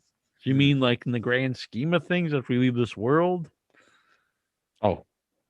Or from the show or what? I think the only way we can go is up. Up. Up. Al wants to know. Interest boy, Al wants to know. If Intra could punch one black person in the face, who would it be? Oh my goodness. Come on, Owl. If I could punch one black person in the face, I'm not very nice. I'm not even dignifying this with an answer. Good man. Good man. Do you think the blackmail bot will be sending Jack a picture of Jameson's penis? Although punching Bill Cosby would be kind of nice. Just Man, giving him one right in the You're kisser. not racist, but you're ageist. You just want to beat up old men. He's just like, oh, I'm putting pop my dick. That is weird. He just got out of prison. Yeah. I think they'll bring, they always bring back these old sitcoms. Will they have a new season of The Cosby Show on Netflix? That'd be pretty awesome if they tried. He's got prison tattoos. Yeah, that would be cool if they just had the actual characters getting out of prison. Dr. Huxtable. Dr. Huxtable's getting out of prison, going back home. All the kids still live at the house. Jeez. I'd watch it, to be honest. I'd probably watch it anyway. The first episode. I think everybody probably will watch at least the first episode just to see what the hell is going to happen. But holy shit, this is Lisa Rashad.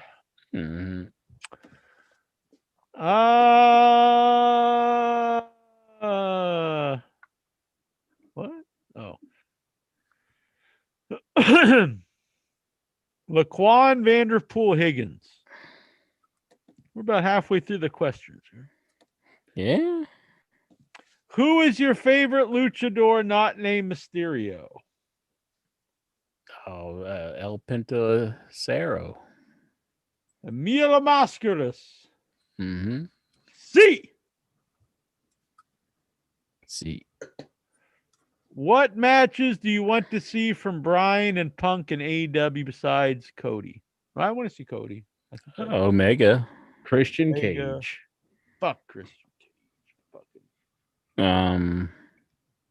Miro, I think, would have a good one. Definitely. There's really a lot on Darby Allin. If you eventually do a tag team Young Bucks. Mm-hmm. All the good ones. Do them up. Which active wrestler is likely a cuck? Which active wrestler is likely a cuck?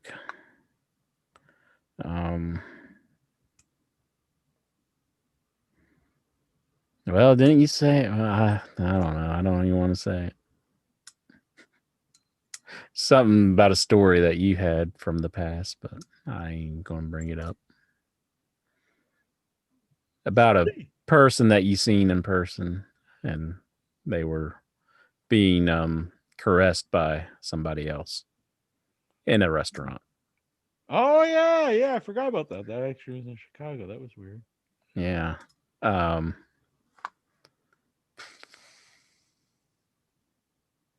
Might have been brought up earlier on the show, this person. Maybe a question or two ago. Probably Cody Rhodes. Really? I don't see that.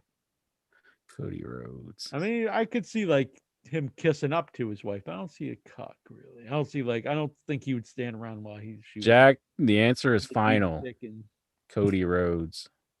See, I'm gonna think about. I don't know who I would really think because I had to pick somebody. I mean, we thought about it for so long. I get you. Understand. I'm trying to think though. I don't know. I don't really have an answer.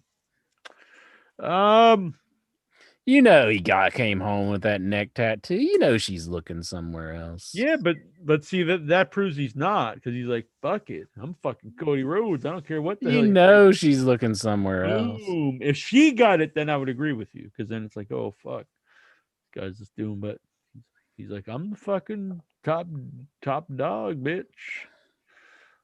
Neck tattoo, my name here on my chest. Do whatever the fuck I want. What if That she got doesn't the make her- tattoo, but it's somewhere else? Could be the old butthole tattoo. Never know. When do you think that? Why do you think that became a thing? Then for getting butthole tattoos. I don't think it is a thing, is it? Yeah, people get butthole tattoos. Why? No, you'll find out when you start your fucking rating the butthole. Honestly, I don't know why anybody gets a tattoo. I think they look horrendous. I mean, I think they look good if they're done well. But And Cody's is done well. the tattoo itself is, but the placement is not. I actually don't even really like the logo to begin with, but I think it's very odd to get your like first real tattoo is on your neck. I can get it if you run out of space. But he wasn't out of space. It's like it would be, be weird getting the first tattoos on your butthole. Yeah, for sure. All right. Would you let Tony Schiavone take your significant other to a matinee movie? No. Yeah, what the hell? Nah, I How long don't is he trust paying? him. It's old man. I don't trust that Schiavone. Look at him. Bobby Heenan never trusted him, so I'm not going to trust him. Dobbs Dean Maya. Almost 25 years and we still don't know who killed Tupac. What the fuck? Where were you the day he died? I've seen Dobbs, the video that he posted on Facebook. I watched it, and I wasn't really sure who he was really implementing Suge Knight was at the end, so didn't really make a whole lot of sense to me. There's like 3 people, but like he never said one person exactly, but kind of, but I don't know. It didn't really make a whole lot of sense towards the end. I think he's still alive. Some people do believe that. There was a girl in my high school who said he was alive, and like there was this guest speaker that was like saying something about Tupac being dead, and like the girl was like, he's still alive, and the guy yelled at her. He was like, well, you can ask his mom who lives like down the street from me if she's still alive or something. But wouldn't that be something then if you just walk down to this poor woman's house and like, is your son dead, bitch? Yeah, that would be odd. Fuck, and she's like, well, the fucking teacher told me to come. Mr. Philip told me to come down here and ask you. I've heard he was a guest speaker or something for talking to us about not joining gangs or something. I don't know. So And he used Tupac as an example. I forget what. Well, it's been so long ago. I don't know why he brought up Tupac. I don't know. Well, from that video, it was kind of like a gang mentality, the Death Row Records, how they were describing it, but seemed like a lot of Death Row's record that pays me. Yeah, it seemed like a lot of bad activities was going on based off. I almost bought a Death Row. It's a true story, unlike the bullshit intro tells on the show. But I almost bought a Death Row Record shirt in Boston. They had one, but I didn't know if I could really pull something like that up. I really think it had something to do with the guy who got beat up at the casino, like that Tupac had beat up, and then because it was the same day and everything, I think it was a retaliation from that. Honestly, I think there's a lot of like conspiracy theories on it and everything, but I think it was probably it was the answer for that. I think it was Chubby Checker and the Fat Boys. Now don't go getting Chubby Checker and the Fat Boys implemented into this. Nah, he's still alive. Chubby Checker and the Fat Boys. Let's do the twist. Thoughts on WWE working with Blumhouse on the WWE steroid scandal movie? Apparently WWE's also involved, so you know it's going to be a bunch of just. Oh, you know they're trying to make it as fluff as possible. It'd be like the government tried to screw the NWO, tried to screw over the savior of the world. Yeah, they only tried to sell Ico Pro, and that's 100% legit. Like, how could you even take something seriously? But honestly, by WWE, but like a movie about that from WWE, come on, man. What are your Brian Matthew Clutter? What's your favorite memory of Nelson Royal? That he came on the show, or well, no, that was Larry Nelson. Sorry, who's Nelson Royal? Old wrestler. I don't know. I think he was like, was he light heavyweight champ or something in NWA, like back in the 80s? I have a lot of good memories about that guy. I think he trained a guy we used to know at the Fan Fest. Oh. That's my favorite memory. He trained this dude. He trained that guy that we knew. I hate to say this, but his wife was the one that was in the wheelchair, remember? Oh, no. He was a independent wrestler. His wife, they always talked to us at the Fan Fest. His wife was really nice. I think she passed away recently. Well, a few years ago. Oh, that's a shame. Yeah. Owl, what is your favorite memory of Kid Romeo? I actually did like Kid Romeo. Man, they're killing us tonight. John, I remember him. I don't know. It's hard to think of a match. When he did that thing was pretty sweet. Yeah, that was pretty sweet. If Jack came to your house and smashed your most prized pinball machine and said, "Take that, bitch," what would you do? I don't think it would be good for him. That's all you have to say.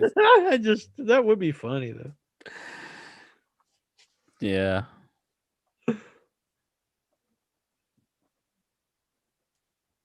All right, I'd be very angry, I'm sure. I think he'd probably just break down and be my cuck. Is this what you dream about at night? Next week on the show, Intro come on with a Jackie Jones neck tattoo. Mm-hmm. Says, "I'm Jackie Jones, bitch." No. Does it anger Intro that Brian Maglinger has a better video game collection than him? I don't think he does, honestly, because he go all the time saying that he won't buy this game because it's too expensive. So he doesn't have a better collection than me. He's just a bitch. I mean, like he's all the time saying, "I'll never buy this game because it's too expensive." Brian the bitch sounds like to me. Honestly, I would put my collection up against his. Broke ass bitch Brian looks like to me. He just bought Yoshi though, and Tecmo Wrestling. Yeah, I have those. Yeah. And Roger Rabbit. I have that. Get that. Do you have a WWE Wrestling Challenge for the NES? I think so. How about Game Boy? The only one I don't have is King of the Ring. I don't have that one. Oh, damn, he's probably got 10 of those. No, that one's pretty rare. Which one was that? It had Bret Hart on the cover of it, and it said WWF King of the Ring. Yeah, I don't think I had that. I did It's later. It's not like one of the early ones. Those old WWF games really suck. Oh, he does. He does have it. I swear to God, he just posted a picture of it. Does he have King of the Ring? Yep, it's got Bret Hart on it. Boom! It says King of the Ring. Yep. Okay, well, that's one he's got on me. He said he paid $2 for it. Well, that's a good price too. If he really did pay $2 for it, so. But it's like for Game Boy or something. Though. It's not no, that's not the NES one. Yeah, it's got Bret Hart and stuff, but it's like a weird cartridge. I'm not sure what it's for. It's probably the same game, but it's just like the Game Boy version of it.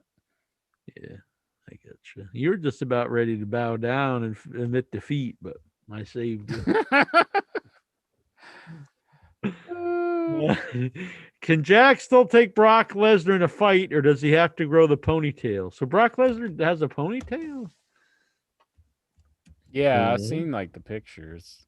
It's just like one of those little ponytails in the back, just a little one. Just seems weird. Oh yeah, he looks like a real fag. You got the picture there. I shouldn't say that word, Incher. What the hell are you doing, man? I don't know. You're getting canceled with me. I don't know. I'm not really digging it. It's more like almost like a man bun kind of deal.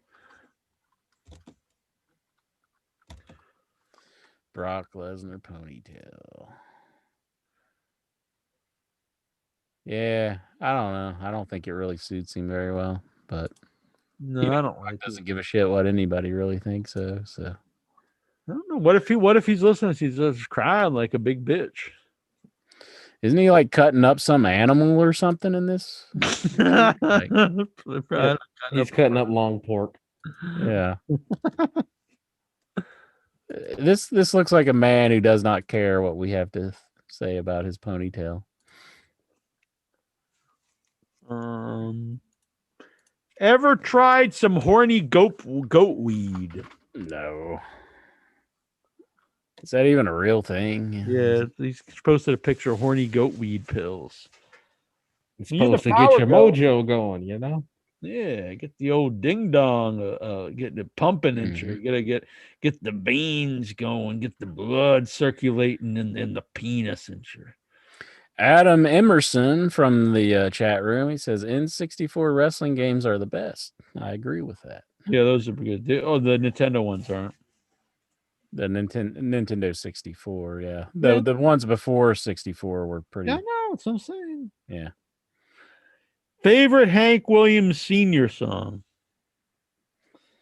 Favorite Hank Williams Sr. song? Probably the Why Do You Shove It. That's what I'm saying. Oh, Senior. That's Your Cheating Heart. Your cheating heart will tell on you. Listen to this hillbilly shit. You'll cry and cry. Oh, I can't sing too much, can I? So. Yeah, because it does sound just like the real thing. Yeah, exactly.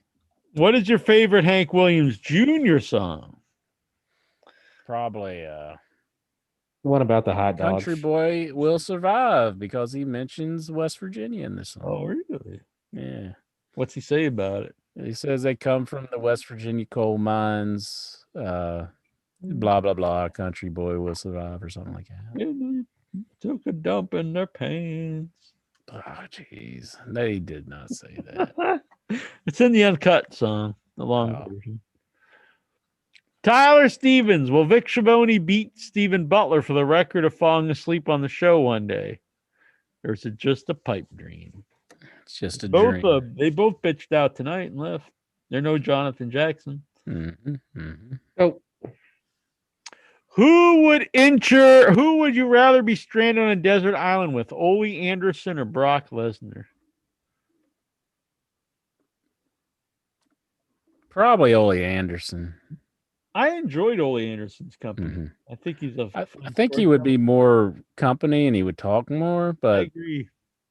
My personal opinion has always been a lot of what people say about him is was just his sense of humor and people took him seriously. He's kind of the like happens today. Everyone takes it like if you joke, people take it as a literal statement instead of a joke.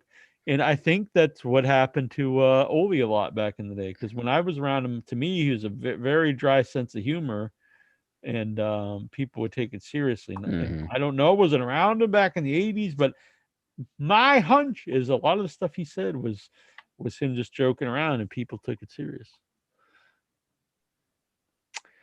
Tyler Stevens, would walk a half a mile railroad track if the prize at the other side was any pinball machine of his choosing, and what would he choose? Yes. Half a mile? Good Lord. That's like what? Like a 8-minute walk or something? Yeah, that's not bad. I mean, yes, I would. Yeah, you'd have to be the world's biggest bitch to say no to that. Yeah, I would do it because, I mean, you all don't know how like hard the desire of like wanting a pinball machine can be. It's pretty. It gets to like a fever pitch. You just want to buy another one so bad. You ain't like sucking dick for pinball machines or nothing. Oh, you want to go that far, but it's suck your pretty dick for $1. Suck your dick for pinball. like Halloween was being released, and I would really like to have one of those, but I probably won't have one. So Was that Menace to Society when the guy was like, "I'll suck your dick for $1"? no, I don't know. Is it? I think so. But I'm sorry to interrupt your story with sucking dick stories. I did. That was not my story. Oh, God.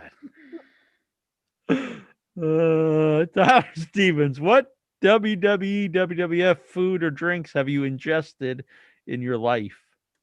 I did have the ice cream bar. Oh and yeah, then the ice cream bars. I actually had the new ice cream bars that I have made a video on it that you can see on my YouTube channel. Just give me an idea, though. I've been thinking about this for a little while. I always thought there would have been a good merchandise tie-in, and it was edible with former WWE superstar the Boogeyman. Yeah. Would you like to hear it, or want we save it for next week?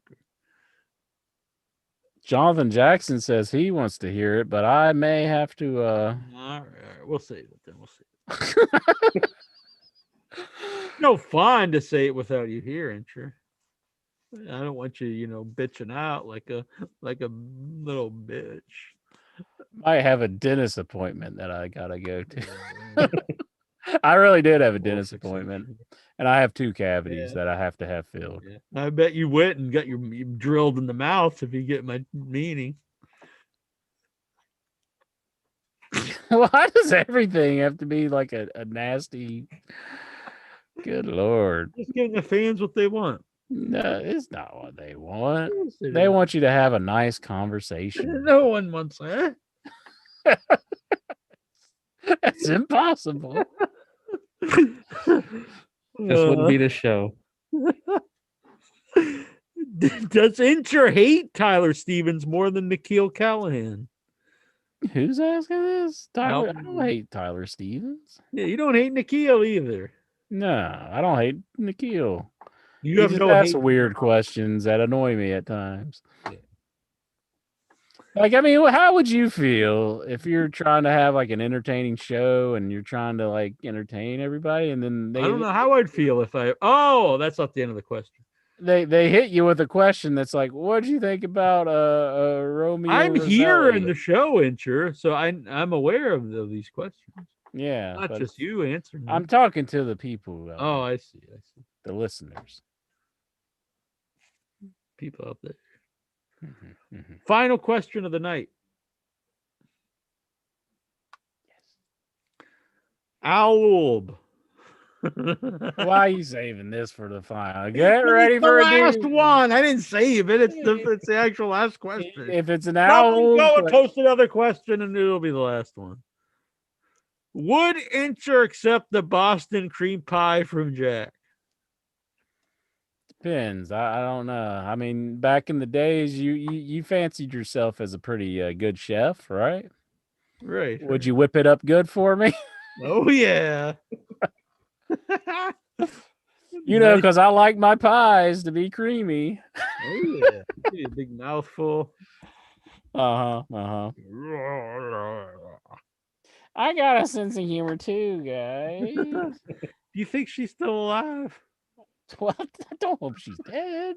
I mean, I hope she's still alive. I did too. I'm not saying I want her dead. I was wondering.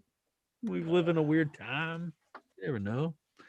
Oh, you think she might have been at risk? I don't know. Adam Emerson says, I got the Universal Studios Monster Pinball Machine. The Monster Bash? Yes. This was a graveyard smash. Not or is he talking about a Creature from the Black Lagoon? What the fuck do I know? Whichever. I'll buy it off of you for a few hundred if you want. I'll give you this fork for it. It's signed by me. Man, no one's paid up to $50 yet. No. Nobody's paid it. Look at this is a nice fork. I'll part with the final guys and fries photo for $10 here before the end of the show. You could get that, or you could get this for $50 autographed by me. $60 and you'll get them both. That's true. $60, you get them both. And syphilis. The one with the Black Lagoon monster on the side. Okay, that is Creature from the Black Lagoon. Okay. That's a good machine. I like it. Right up here. I got that. The one that he signed for me up there too. Ben Chapman. But yeah, that's a good machine. If you ever want to part with it, let me know. What'd you do if I ripped this mask off and it wasn't even Jack this whole show? I'd shit my pants. I'd be like, so it'd just be like any other show. Yeah. WV. Do you think we should try to bring the WV back to more prominent part of the show? WV discussion. Like you're only a king if you can WV. I like it. Then you sit in your own throne. You ever think that, like, if you just shit your pants, like, now I'm in my own throne? Yeah. All right. This is the part of the show when we just talk nonsense. And until I hang up. So tomorrow night, though, all bullshit aside, Incher, the last 3 hours of this shit aside, I'm actually looking forward to AEW tomorrow night. AEW Dynamite. Yeah, I'll check it out. You almost have to watch it because you don't want it to be ruined on the intro nets. We got Nick Gage, #1 fan here. He, I don't know if you know this, but he's got a tattoo sleeve. It's got Bad Bunny, Effie, and Nick Gage. Dang. The three biggest stars of wrestling. It's the wrestling holy trinity. Exactly. Someday he might get a fourth, and it'll be the Mount Rushmore. But well, not right now. It's a holy trinity. Bam. The Father, the Son, and the Holy Spirit of wrestling. Why is there no mother? Nah, who needs her? That's true. Yeah. I mean, I don't know. Adam Emerson's going to AEW tomorrow night. Bring yourself an IYH in your head wrestling sign. Put IYH Wrestling right on that bad boy. Yeah. Should be a good time. He'll see Nick Gage and Jericho live. That's right. Remember Halloween 3? Like the kids get the mask. And all the bugs are coming out of his eyeballs. Like, ah. Would you feel uneasy shooting that scene if you're in the mask? Probably. This mask is very hot, but I sacrifice for the betterment of the show. All right, Incher. What do you think? Anything else you want to talk about? Someone did ask if there were still clearance items on Impact Wrestling site, and I haven't looked in like years. Oh, I'm sure there probably is, but if they even have a Impact shop or whatever it was. That's true. Yeah, because there's no more brown bag specials. Wasn't AEW doing like a sell thing, like join AEW's fan club or something, where they send you stuff? I saw something like about that. I don't know. Yeah. So like a loot crate or something. Oh, I like AEW that. crate. Oh, that's cool. I like that kind of stuff. And then they had Christmas in a box. They also had the Street Fighter shirts, like where it was like John Moxley taking on was it Guile? I think it was Guile. Yeah. And Sheeta versus was it Cammy? I forget who Sheeta was taking on. Chung Lee, maybe? Why is Impact when you go here, one of the main things they're selling is Christian Cage stuff? They always do that. He's been there for what, 10 years? They're just glomming off of his huge success, AEW success. Yeah, pretty sure they got some AJ Styles stuff too. Yeah. This is a new thing though, the instant classic Christian Cage collectible pin.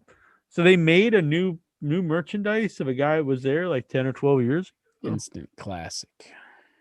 God, I don't even remember that name. That's what he's using. Is it laser engraved? It's a pin. Why is a pin $20? Good Lord. I don't see any clearance here. Their shirts are $30. Yikes. Who's buying that?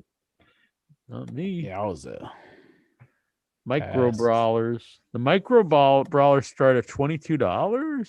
That's those little action figures. Mm-hmm. Hot damn! They make a Coach D'Amore one. Is he actually on TV? Yeah, he's still there. He's like one of. There you Oh. go, Jack. There you go. Look at the chat room. What? Look at the chat room. Oh my God! What's happening? What's happening? What's happening? Oh my God! Oh, Bruce Urkensa. What a guy's surprise photo. Can you sign it? I definitely can. Ah! Send me your address to IYHWRESTLING@gmail.com and the name you want to sign to, and I will send that bad boy out. There you go. There's still a fork. Did you wipe off? Okay, I was gonna say. I feel like Abby. You want to buy a fork? Nice. $50. There you go, man. That's cool. Very nice. Nice indeed. That was Bruce Surkensa. Surkensena. Bruce is on the loose. Being chased by a moose. He's avoiding the noose. That was my songman attempt. It's harder than what you think to just rhyme random words together. Let's go build a Puzz 3D. All right, Insure. I do question how he's down to 130 pounds. And he's at 130? Yeah, he eats like, I'm not even facetious. He'll post pictures, eat like a mountain of pancakes, and then he'll eat like I'm not even kidding, a whole gallon of ice cream and like a whole cake and pizzas and I'll say tapeworm. Get the Yeah, like unless he's like running like all day long, like there's no way you can do that. That's like mathematically impossible. I don't understand it. Maybe he's got like a genie or something. You know, those competitive eaters, some of them, you know, they got like super high metabolism. So throws it up. Oh, you know, there's a lot of skinny. Yeah, they eating all them hot dogs, shoving the wieners down their throat. Oh, hot dogs, pancakes, whatever. That just grosses me out. Seeing them like dip the hot dog bun into water. I'm just like, yeah, it doesn't seem enjoyable. They don't do it for taste. They do it for competition. I know. He's shoving the wieners in his mouth for the taste. I want to enjoy my hot dogs. He's like, yeah, just sliding right down the throat.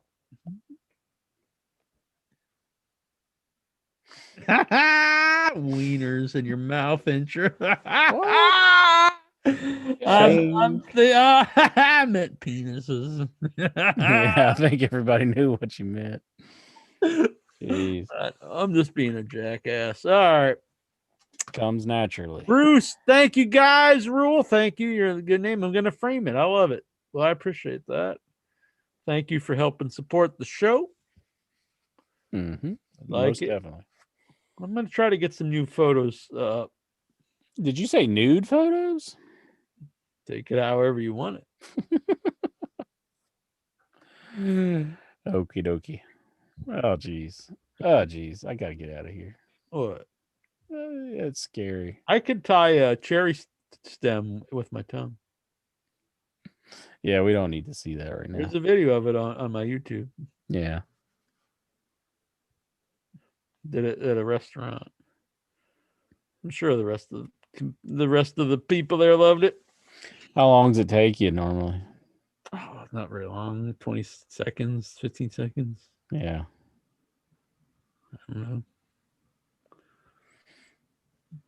Excellent. Ladies want you to take their time doing an intro. I'm saying. No, what are you saying? They like to watch you tie cherry stems. Oh, I see. All right, Insure. Let's get out of here. I had a fun time, Insure. I had fun. Hope you're doing well. I am. That's good to hear. Doing good. Good man. Jonathan Jackson. Hope you're doing well, Jackie. I am, thank you. Another good show on the books, guys. Good job. In your head Iron Man, Jonathan Jackson. Just been dubbed We give him a new Heady Award. The Iron Man of In Your Head, Jonathan Jackson. There you go. Boom. Rookie of the Year. Although I do wish you'd change that shirt sometime. It was just in support for the Lexar, and that bastard never even showed up. You think he God just damn it. leaves it on all the time? It's usually hanging on the wall there. Yeah, he's getting normally framed. He took it out of the frame for the show. Oh, I see. I support this. I think that's a nice shirt. Maybe we'll put him up on the shop. IYH.com. All righty. Dude, in all honesty, I need some new shirts. So anyone out there, if you want to design something, you can send it to me, IYHWRESTLING@gmail.com, or send me some ideas. What kind of shirts would you like to see? The plain In Your Head shirt? Do you want to see, well, I don't know, maybe a Boogeyman? Oh, I can't sell Boogeyman shirts. I get sued, but yeah, you get sued for that one. It's too bad because I do have a good merchandise idea, answer. You do? Yeah. Why don't you tell Jonathan all about it? Do tell. Well, tune in next week and we will all find out. Good night, everybody. Bye.